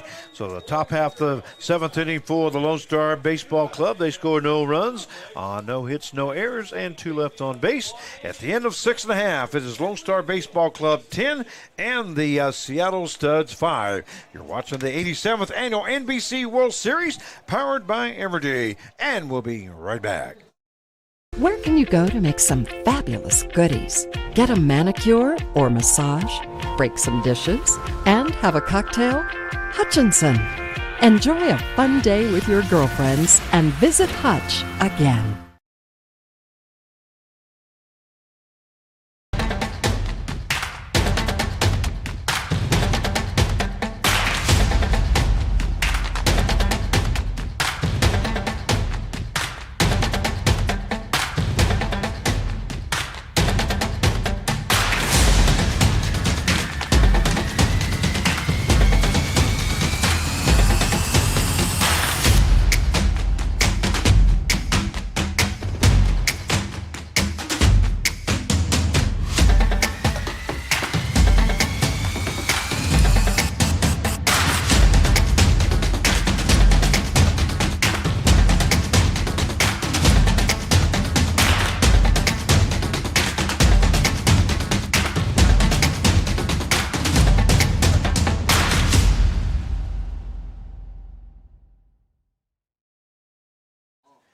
And we welcome you back to the 87th Annual NBC World Series, powered by Evergy, as we are in Hobart-Denverville here in Hutchinson, Kansas this week.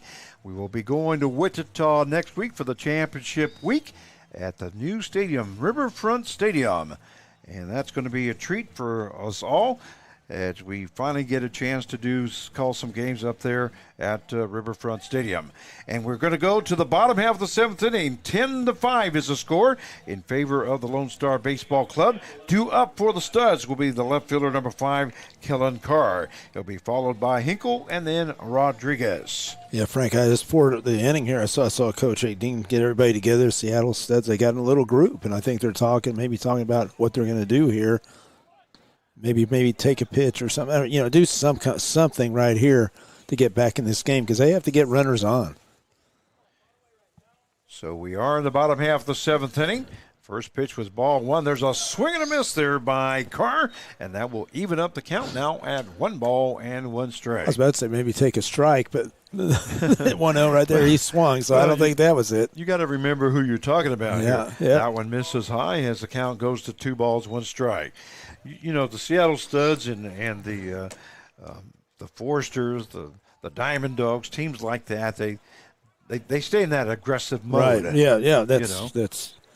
So that one swing and a miss there as the count will now go to 2-2 strikes. And they have the firepower. They can get, like I said, I still think they got a big inning ahead of them.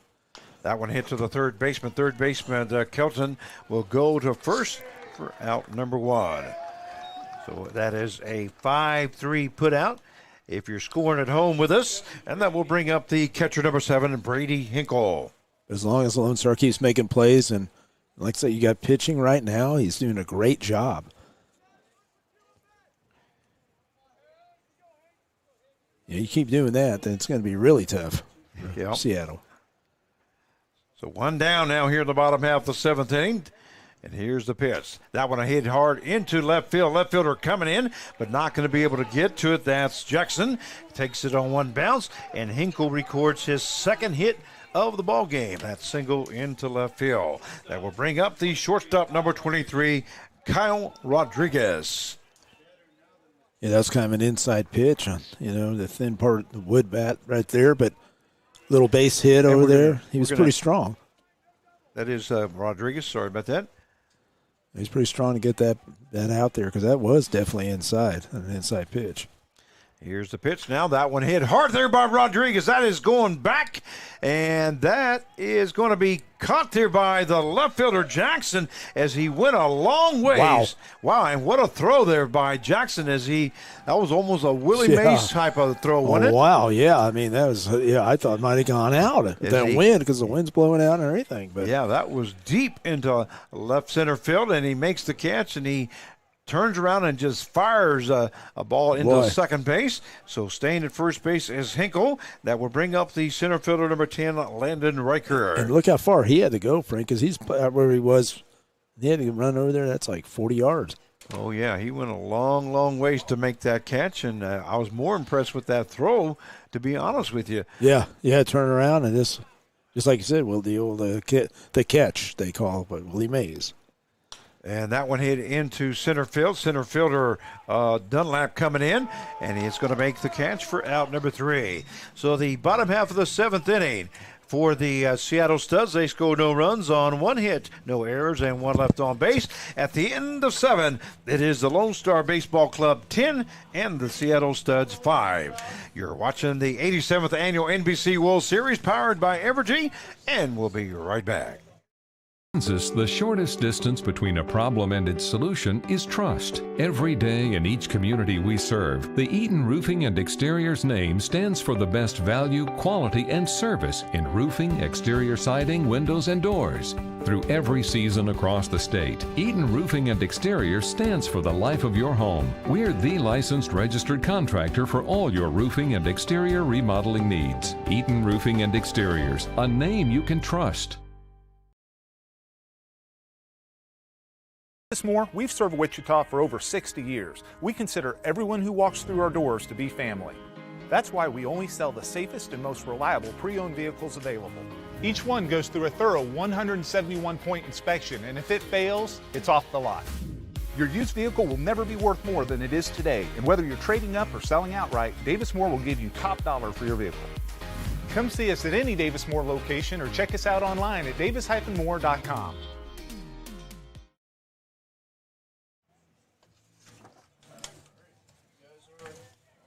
And we welcome you back to the 87th Annual NBC World Series, powered by Evergy. As we go to the top half of the 8th inning, this is Frank Martinez, your play-by-play announcer for tonight's game, joined by Mark Cavala, the general manager of the Newton Rebels, who's doing a little broadcasting here. You gave us a chance to call the NBC World Series championship game last year. That was one of my highlights, Frank. I mean, working with you on that, and Santa Barbara over at the Diamond Dogs, Cheney Diamond Dogs, and it was fun. It was, and gosh, I mean, I did have a good time, and I wish we could keep doing that, Frank. I know it was a blast. Yeah, it was a blast. Carv and I do the Newton Rebel games all year long, and then they gave us a chance to do the championship game. There's a swing and a miss there by, let's see who is up here. Number 11 there, that's Reed Beverly. Sorry about that. As we go to the top half of the 8th inning. So no runs and no balls and 1 strike, I should say. It's funny how this game, all the scoring early, now look at it, a lot of zeros up there. There's another swing and a miss there by Beverly as the count now goes to no balls and 2 strikes. Well, Kevin Jinks gave us a chance to work together last year, and I did get some compliments on your knowledge of baseball, so I asked you to come in and join me this week, and I appreciate it. Anytime. Enjoy it. And here's the pitch now. That one fouled off and back at us here. Boy, that was all over. Did you see Jared jump a little bit? Yeah. As that hit the corner of the diamond here and just went right down at the pole, and this went right by. Right down the glass area here. But there is a net in front of the windows. And the count is no balls, 2 strikes. That one just misses outside as the count will now go to 1 ball, 2 strikes. I was going to say Seattle, at the bottom of the 7th there, I didn't think they wanted to be out that quick. It was a pretty quick inning. Yeah, it was, especially, after having that little meeting that they had in front of the dugout there. That usually is when teams get pretty fired up, and so I was surprised too. So the count is 1 ball, 2 strikes, and that ball hit a foul, looks like, but the third baseman gets the ball, but the umpire did call the foul ball as that went off the foot of Beverly, and the count stays at 1 ball and 2 strikes. Now Beverly kind of generally walking around there. Oh yeah, those hurt. Those sting, don't they? They hurt for a while, definitely. Yeah, it's like getting hit with the pitch. Sometimes it just hurts for a while, but it hurts. You don't want to rub it, but you want to kind of man up a little bit. The count is 1 ball, 2 strikes. Here's the pitch. That one misses outside, and that will even up the count now at 2-2.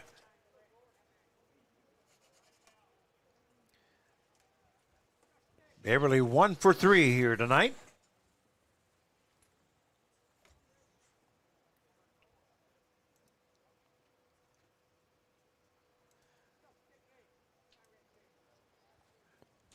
That one hit out into center field. Center fielder coming forward, making the catch for out number 1.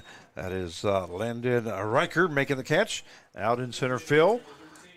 So we have one down now here in the 8th inning. That will bring up the designated hitter number 13, Kyle Cronk. As I was saying before, he knows how the game has changed right now. I mean, look at the zeros up there, the better pitching, throwing strikes. There's a lot of defensive plays and not as many hits.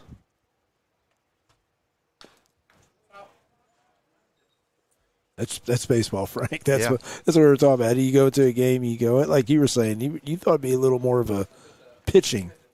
You thought something like that, but there's a guy, and boom! All of a sudden, all those runs in his first 2 innings, 5-3. Here's the pitch. That's the count is no balls, 1 strike. That one misses high, and that will even up the count now at 1 ball, 1 strike. And I was agreeing with you. I thought it was going to be like a pitching duel, especially one of those, because they usually play those games like that.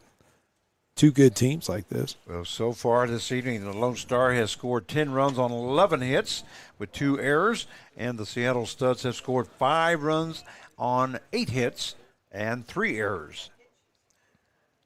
That count now goes to 2 balls, 1 strike now to Kyle Cronk here in the top half of the 8th inning.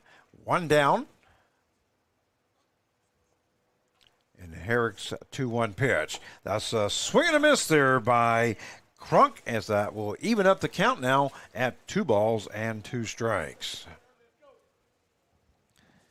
Anyway, the reason I was asking these guys whether any of them were going to be a broadcaster or not, or thinking about it, is because they got to learn how to say a swing and a strike, That's don't right. they? Oh, yeah. They've been listening to you. They've been listening, huh? Okay, there's the ball hit to second base, and that one is caught for out number 2. So F4 in the books, as now we have 2 down. And that will bring up the shortstop, number 24, Johnny Hoyle. It's like Jay Gibbs and I, my assistant GM, let's tell you guys, we call those Frankisms. So just to let you know, it's swing and a miss. Yeah, well, I remember Jake the first time that he took over for me, and I was out of town playing some golf somewhere, and he ended up saying, swing. And I go, Jake, what are you doing? And he says, well, that's not the way I do it. And I said, well, Jake, I said, go home and practice. So he goes home and he practices, and he gets in front of a mirror, and he goes, a swing and a miss, and a swing and a miss. And next thing I know, he gets on the air, and I'm out of town because it's the second time he does the ball game for me. And he goes, a swing and a miss. And he goes, that's for you, Frank. Yep, Do you remember that? I remember that. There's a ball right back at us. Yeah. And I remember that. He said he did tell me. He said he'd been practicing that quite a bit. You know, to the ballpark too. Jake's about one of the only guys that has the poster of me too. Yeah, So he's a big fan. We had that conversation on the air one time, and we won't go there. Yeah. So the count is 1 ball, 1 strike, and that pitch. Not sure what there was. The ball, okay. As the count now goes to 2 balls, 1 strike. I was going to say, unless you want to go through hours and hours of games of Newton Rebels and, on the YouTube channel, but I don't think that's worth it right there. That one misses outside, and the count now goes to 3 balls, 1 strike to Johnny Hoyle. 2 down here in the top half of the 8th inning as the Lone Star Baseball Club lead 10-5 over the Seattle Studs. Well, we're going to get out of here kind of late. Yeah. That one hits the inside corner as the home plate umpire, Jake Botek, calls a strike, and that will even up, take the count to full now at 3-2. You always wonder, when are players going to realize, let the umpire call it. Don't just run off. They're going to call strike. They always do, don't they, Frank? I mean, we saw that all summer. Yeah. Guys just take off. Stepping out is Hoyle, and ready to go now. Now the home plate umpire calls timeout one more time. And here's the 3-2 pitch there by Herrick. That one hit on the handles there. The home catcher, Hinkle, will make the catch for out number 3. So the Top half of the 8th inning for LoneStar. They score no runs on no hits, no errors, and nobody left on base. At the end of 7.5 innings of play, does LoneStar Baseball Club 10 and the Seattle Studs 5. You're watching the 87th Annual NBC World Series, powered by Everday, and we'll be right back. It's time to get back in touch with Hutch. Time for fun. For up, down, all around fun. Fun at last in the Kansas sun. And Hutch has it all. Loads of sports, hiking trails, fun aquatic venues, and of course, all in our beautiful natural Kansas outdoors. All perfect for family and friends to be together once more. So visit Hutch again for the great outdoors. We're working to develop various forms of renewable energy. We're helping the environment by reducing our carbon footprint. About half the power we provide today comes from clean energy sources. We're talking about wind and solar, and that's exciting. I believe that we are playing a huge role in renewable energy today, and we'll continue to play that role in the future. I'm proud to get up every day and generate power for my community. I'm Wes Mizell. I'm the Senior Manager of Renewable Generation for Evergy. And we welcome you back to the 87th Annual NBC World Series as we go to the bottom half of the 8th inning. By the way, that 87th Annual NBC World Series powered by Evergy. And due up for the Seattle Studs will be the second baseman number 4, Kyle Strash. 10-5 to score in favor of LoneStar. Here going into the bottom half of the 8th inning. Well, the Seattle Studs are down to their last 6 outs. Yeah, and I know right now we can get back into this. We can do it. We've had big innings before. And that went in there for call strike 2 as the count now goes to no balls, 2 strikes. And LoneStar's just going, let's count down 6, like you just said, 6 outs, just 6 outs. That's where my mindset was at with being for the LoneStar was they just need to get those 6 outs and let's go home, But the Seattle Studs are looking to put runners on base as the count now goes to 1 ball, 2 strikes to Kyle Strash. Well, Seth DeVries, he's been unbelievable. That one misses outside as the count will now go to even up at 2 balls, 2 strikes. That is the 81st pitch there by DeVries. And I'm going to give you his numbers here. And so far, he has gone 5 innings, has given up 4 hits. No runs, no earned runs. 1 base on balls, has struck out 5 as he has faced 22 batters going into this inning.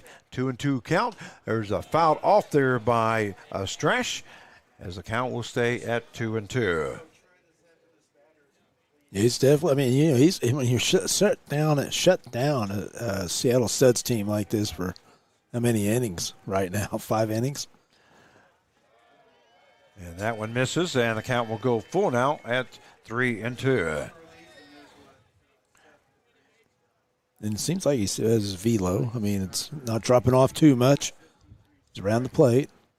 Well, the score was 5. Just misses inside, and DeVries doesn't agree with that one, and that was awful close. That was close. And going to first base will be Strash on a walk. And that will bring up the first baseman number 3, Evan Scavolto. Well, when the Reese came in, they were down 5-3. So right now he's in the win column if they can just get these 6 outs. So 1 ball, no strikes now, and here's the pitch by DeVries. That one misses high on the inside for ball 2. Yeah, and that's what we were talking about earlier. We don't know him. We don't know how far can he go. He's gone quite a bit. Like you said, all the pitches, and I know they got somebody in the bullpen now. Oh, that ball hit into left field, and there's no doubt about that one. And that is a 2-run home run by number 3, Evan Scavolto. So the score now goes 10-7, and here comes the Seattle Studs. Wow. The outfielders never moved. No, they didn't move. They just turned around, and that was almost over the scoreboard, wasn't it? Yeah, I think, went completely over, probably the car over there. But, he got all barrel on that one. So it's going to be interesting to see the coaching move right here, what they're going to do. See if they're taking him out. They are taking him out? Okay, I'm going to go. Hey, guys, I'm going to go to break. And,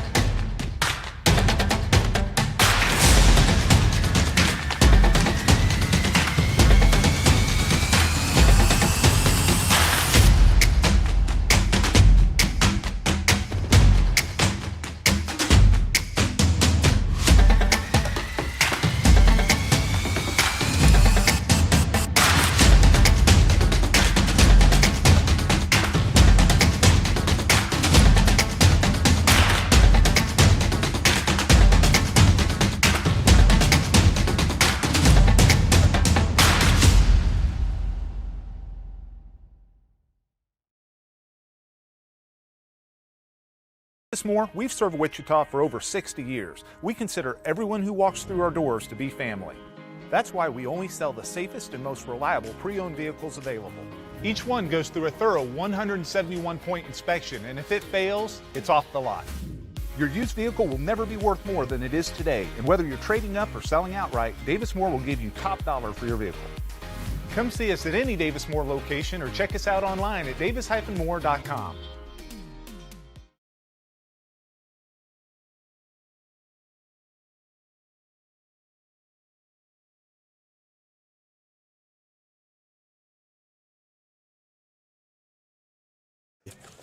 And we welcome you back. And we are having a pitching change. Due up is the right fielder, number 24, Jack Pollock. Go ahead and let us know who it is. Well, right now, let's see. 28.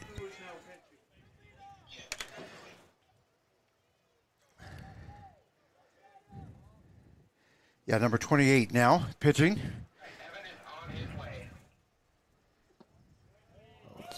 That one misses outside as the count now goes to 1 ball, 1 strike.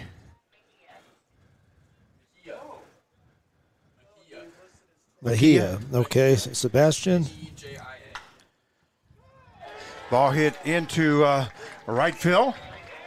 And Hawley will be on with a base hit as 2 runs have been scored here in the bottom half of the 8th inning. Score now 10-7.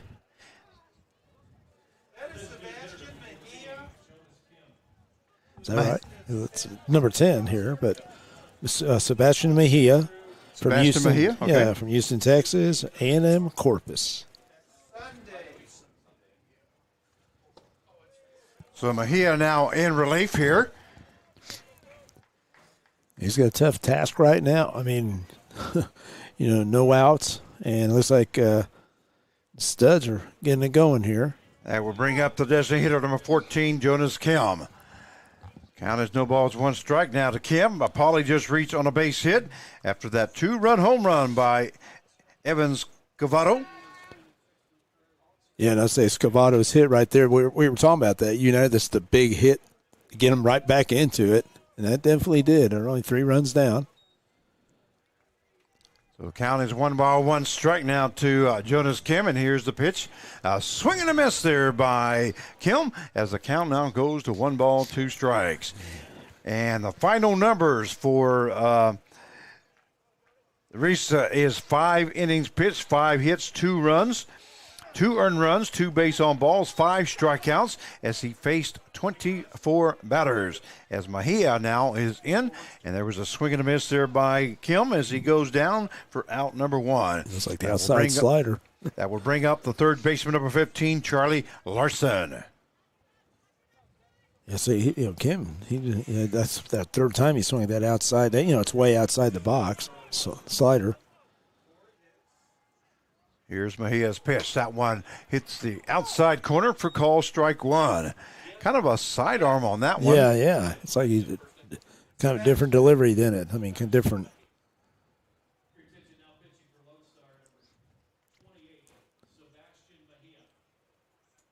Yeah, kind of threw us off because he has a different number. I mean, the roster had 10. That one just misses outside, and Mejia thought he had that corner, but the count will go now to 1 ball, 1 strike to Charlie Larsen here in the bottom half of the 8th inning, as the Seattle Studs have scored 2 runs to take it to score 10-7. And here's the pitch by Mejia. Great pitch there by Mejia as he hits that outside corner, and that would take the count now to 1 ball, 2 strikes. I say both pitchers. I mean, on each staff, pitching staffs have been hitting that outside corner. Larsen's 0 for 4 here in the ball game, looking for his first hit. That one once again just misses, and that will even up the count now at 2-2.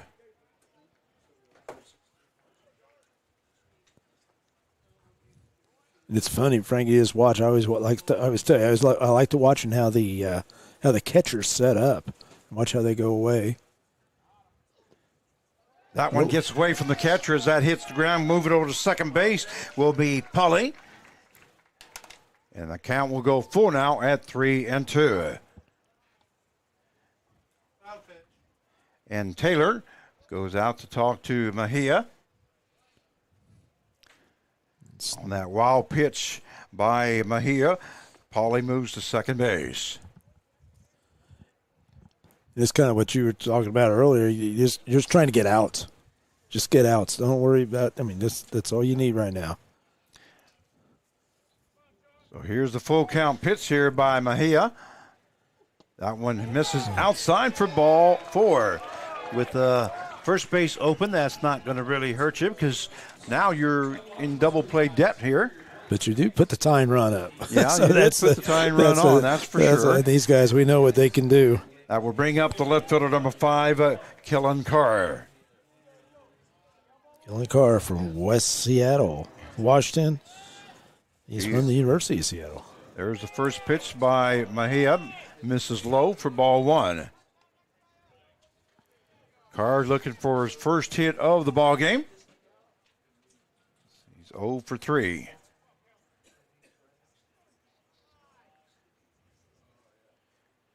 That one misses outside, and the count now goes to 2 balls, no strikes.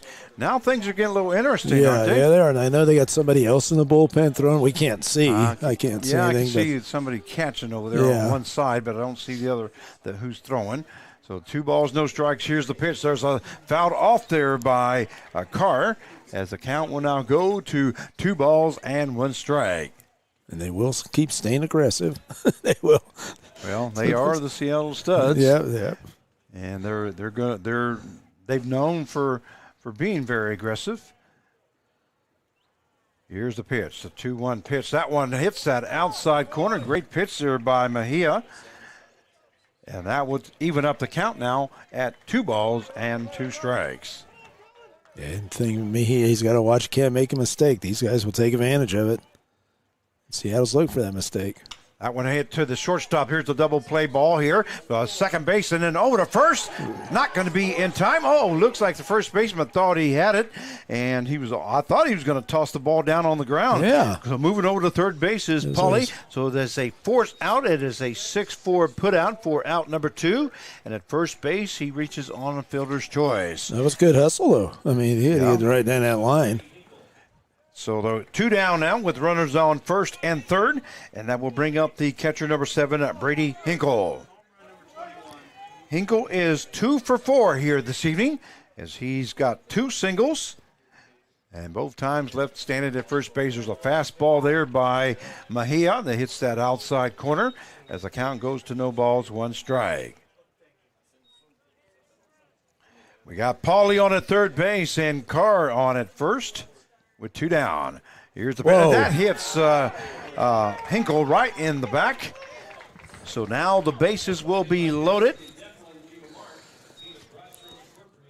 Making this interesting, huh?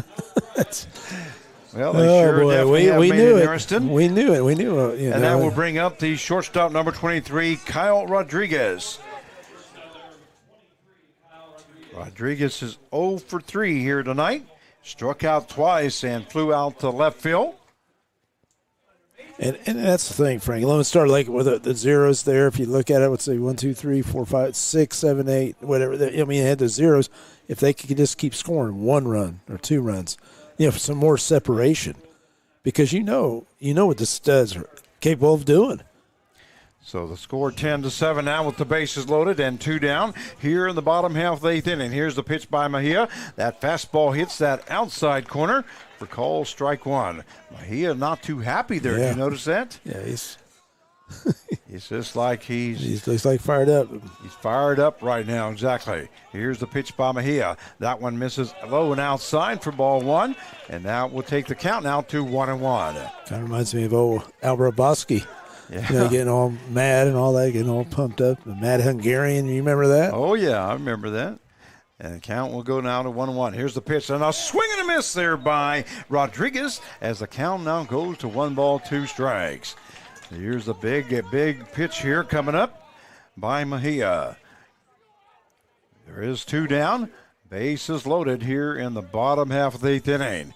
The score 10-7 in favor of Lone Star Baseball Club over the Seattle Studs. And here's Mejia's 1-2 pitch. Breaking ball, that one lifted into left field. Left field, Jackson getting under it, going to his right and making the catch for out number 3. So the Seattle Studs scored 2 runs on that home run by Scavolto.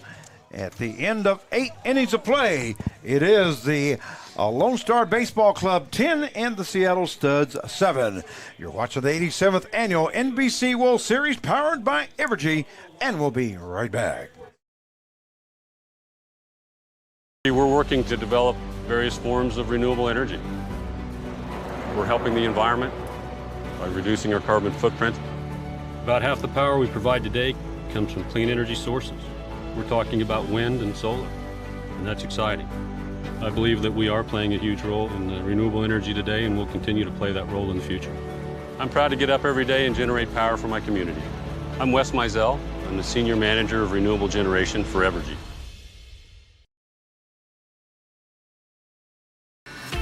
It's time to get back in touch with Hutch. Time for fun. For up, down, all around fun. Fun at last in the Kansas sun. And Hutch has it all. Loads of sports, hiking trails, fun aquatic venues, and of course, all in our beautiful natural Kansas outdoors. All perfect for family and friends to be together once more. So visit Hutch again for the great outdoors.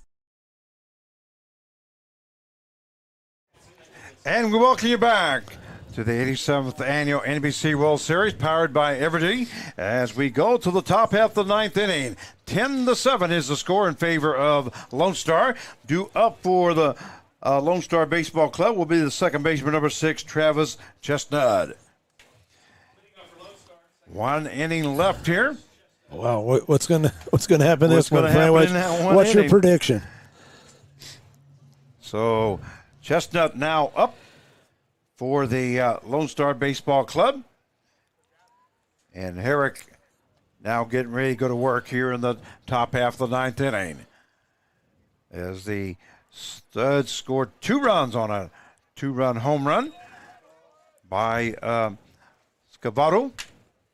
Man, that was. I'm still thinking about that. That was a blast. Oh, that thing looked like it was over the scoreboard there. There pitches. A ball hit to the right-hand side, second baseman. Rash goes to first to Scavolto for out number 1. So a 4-3 put out in the books, and that will bring up the center fielder, number 29, Justin Dunlap. It's going to be interesting to see Friction, they're going to be a pinch hitter, looks like, there's number pinch hitter. 3 coming in. And who's that? Number 3. Rudy Reyna. Okay, number 3 pinch hitting. Number 3, Rudy Reyna. Now pinch hitting for Dunlap. He's from Austin, Texas. 5'11", 170 pounds, and he's from St. Edwards. That ball lifted to the left-hand side. Shortstop is moving over to his left, Whoa. but the left fielder looks like he makes the catch. He almost overran it. Yeah, he almost overran that one. And that was Carr that made the catch out in left field on foul territory for out number 2. That will bring up the left fielder, number 2, Andre Jackson.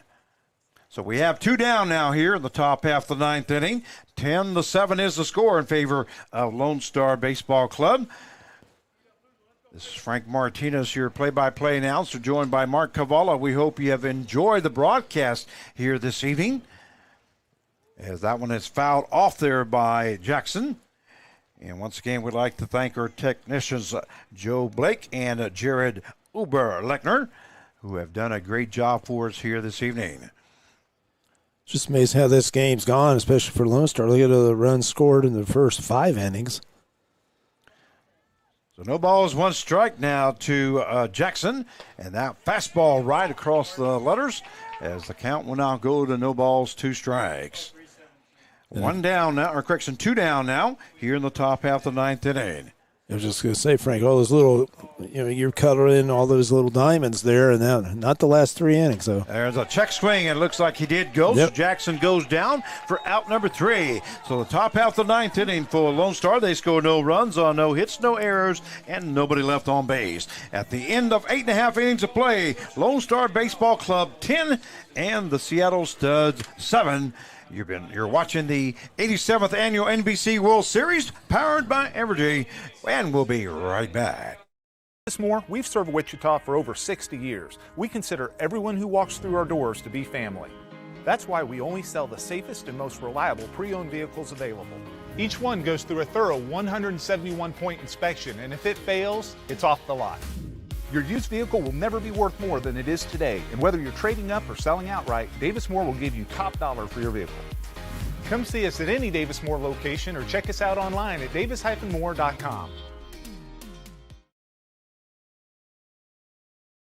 Kansas, the shortest distance between a problem and its solution is trust. Every day in each community we serve, the Eaton Roofing and Exteriors name stands for the best value, quality, and service in roofing, exterior siding, windows, and doors.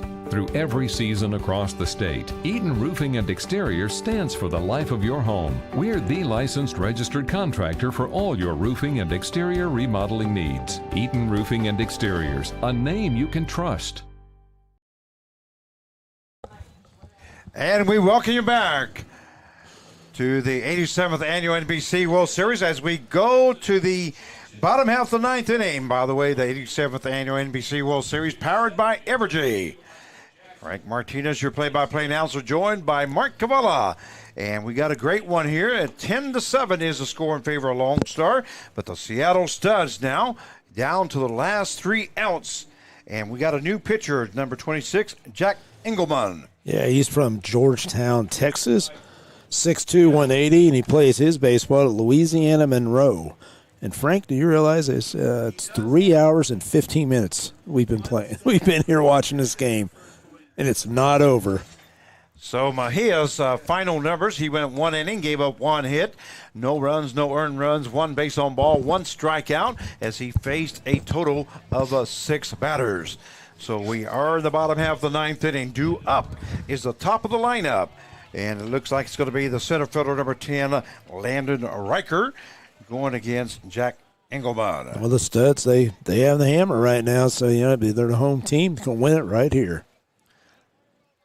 So Engelman's first pitch now. That one misses high for ball 1. Landon Riker is 1 for 4 here this evening as he recorded a base hit and scored a run in the 2nd inning. And then grounded out to the 3rd base, flew out to left field, and also threw out to center field. Count that one in there for call strike, as the count will now go to 1 ball and 1 strike.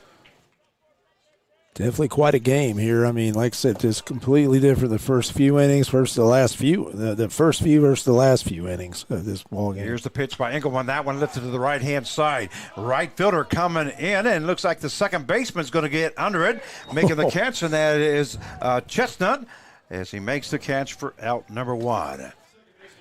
And Frank, that ball right there, I thought, because the wind is blowing, it's even harder now. If you look at it, it seems like it's gusting a lot more, and it didn't look like they were playing the wind, and he had to reach back, going backwards, and pretty fortunate.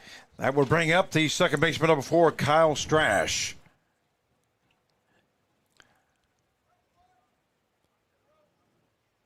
That one in there for call strike. As the count goes, no balls, 1 strike. Now to Strash with 1 down here in the bottom half of the 9th inning. I was going to say, we don't know a lot about these pitchers, but, it looks like this guy, Jack Engelman, he looks like he's probably been in this situation before. That one misses high for ball 1. That will take the count to 1 ball, 1 strike. 10-7 the score in favor of Lone Star. All they need is 2 more outs to win this ball game. And here's Engelman's pitch. Ball hit right back up to the pitcher. He scoops it up, and he tosses the first base for out number 2. So a 1-3 put out for the second out, and that will bring up the first baseman number 3, Evan Scavolto. Well, you definitely didn't want a runner on base with Scavolto coming up, as he hit a 2-run home run his last time up, and he's the one that basically cleared the scoreboard out there. It looked like from our angle anyway. Well, they only got him out 1 time tonight. So that's how good he is. A swing and a miss there by Scavolto, as the count now goes to no balls and 1 strike. Well, Jack Engelman here in relief for the I was going to say, and he's Lone Star Baseball Club. He's in their 3-hole for a reason, so he's probably the best hitter. So no balls, 1 strike, and here is Engelman's pitch. Check swing, but in there for a call strike, as the count now goes to no balls and 2 strikes. Well, they're down to their last strike here. Yes, there is 2 down. So it'll be Engelman against Scavolto. See if the game continues on or not. The fans are now getting very rowdy. There's a foul ball there by Scavolto. Still got a lot of people out there rooting. Well, you can just hear them. As I went down the stairs, I noticed we still had quite a good crowd here. And by the way, somebody needs to get an escalator or something. Those stairs are brutal. I don't know if you could tell. I was out of breath when I got up here. So no balls, 2 strikes, and here's the pitch by Engelman. That one hit to the right-hand side is out of play, and the count stays at 0-2. Don't forget, we'll be in action tomorrow. Tomorrow is Saturday, right? First game starts at noon. And we got a game at 3 o'clock, 6 o'clock, and then at 8:30. You and I are both scheduled to come back at 8:30 to do that game. And I may get 1 or 2 more games in besides that. That one misses high, as the count will go now to 1 ball, 2 strikes. So 1 ball, 2 strikes now to Scavolto, with 2 down here in the bottom half of the 9th inning. We're not going to stay on very long after this game is over with, as we're already after 1 o'clock. We're going to do our usual 15-minute post game. The ball hit hard into center field. That's going to be deep. That may be right up against the wall, and it's going to be in for at least a double for Scavolto, as he records his 3rd hit of the ball game. And a double for Scavolto. That will bring up the right fielder, number 24, Jack Pauly. Man, he hits Scavolto from Puyallup, Washington. That kid hits the ball hard, no doubt.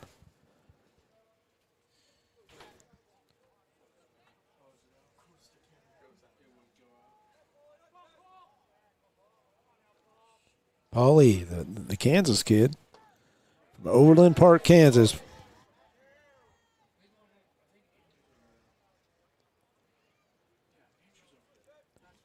Count is 1 ball, no strikes, down to Jack Pauly. And Engelman now going to work. 10-7 is the score, 2 down. Here's the pitch, a swing and a miss there by Pauly, as that evens up the count now at 1 ball and 1 strike. Yeah, Pauly got a base hit that last time up, and right now he's hoping to get another one, keep this alive. Good cut there by Pauly, just not able to catch up to that fastball by Engelman. Once again, Scavolto on at second base as he just doubled that one outside, and the count will now go to 2 balls, 1 strike. Due up after Pauly will be Kim if we get that far.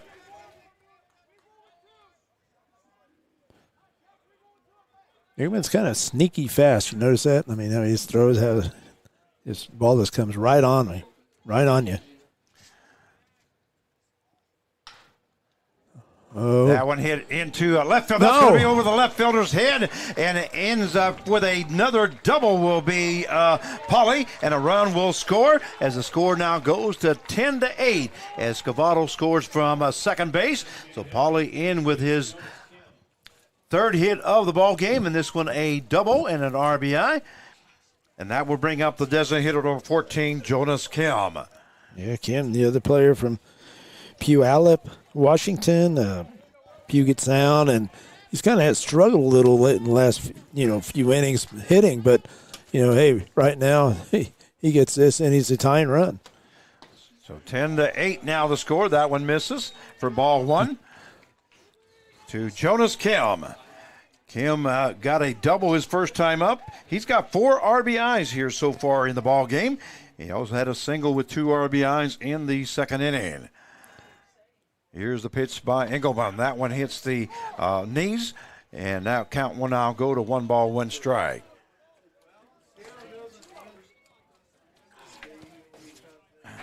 Just have to see what happens here. Like I said, he started out really well with that double of the game there.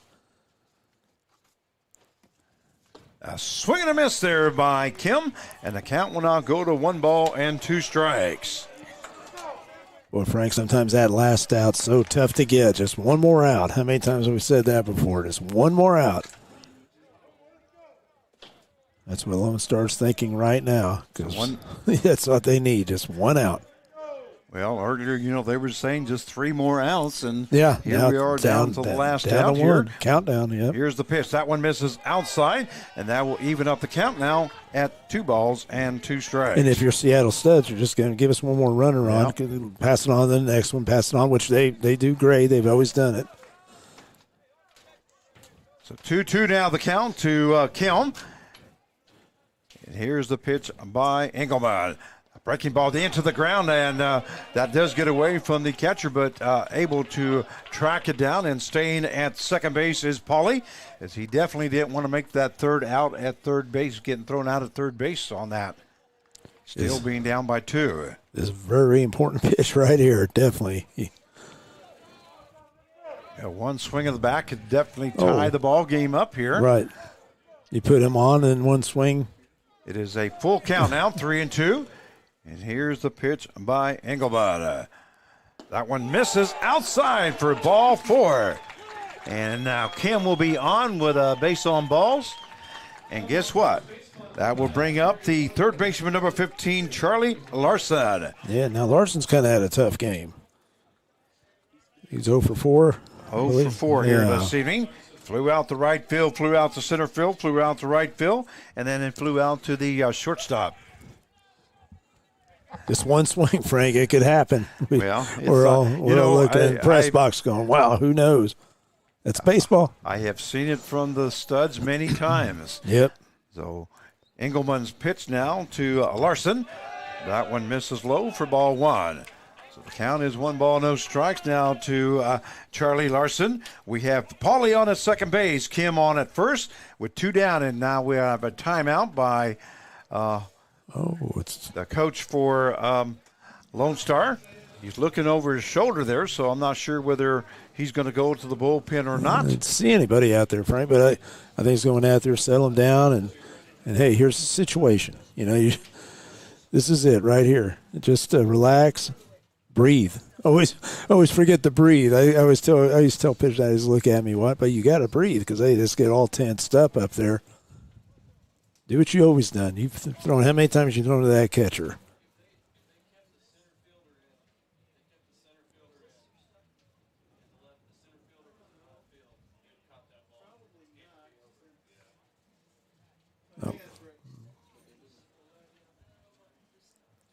Well, we'll see what happens right here, but it looks like everything's taking a step back, and runners on first and second.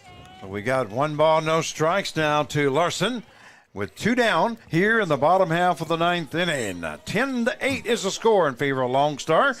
All they need is 1 more out. But then all the Seattle Studs need is 2 more runs to tie the ball game up. That ball fouled off there by Larsen as the count will now even up at 1 ball and 1 strike. Just what you said before. They're going to stay aggressive. There it goes.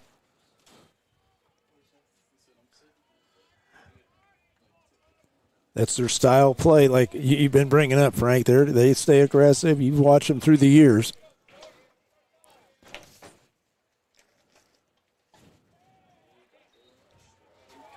Now you go down, it's 1-2 count. So the count goes to 1 ball, 2 strikes now to Larsen. Now you're saying 1 pitch. If you're LoneStar, skips 1 pitch. Seattle. So Jack Engelman now looking for that 1 special pitch. And Seattle's saying 1 pitch that I could drive that, I can get on. That's exactly what I was just getting ready to say. And Larsen's looking for that 1 pitch that he can drive. Here's the pitch. That ball check swing, and he did go. So that is the ball game with the final score. The LoneStar Baseball Club 10 and the Seattle Washington Studs 8. That is the ball game once again.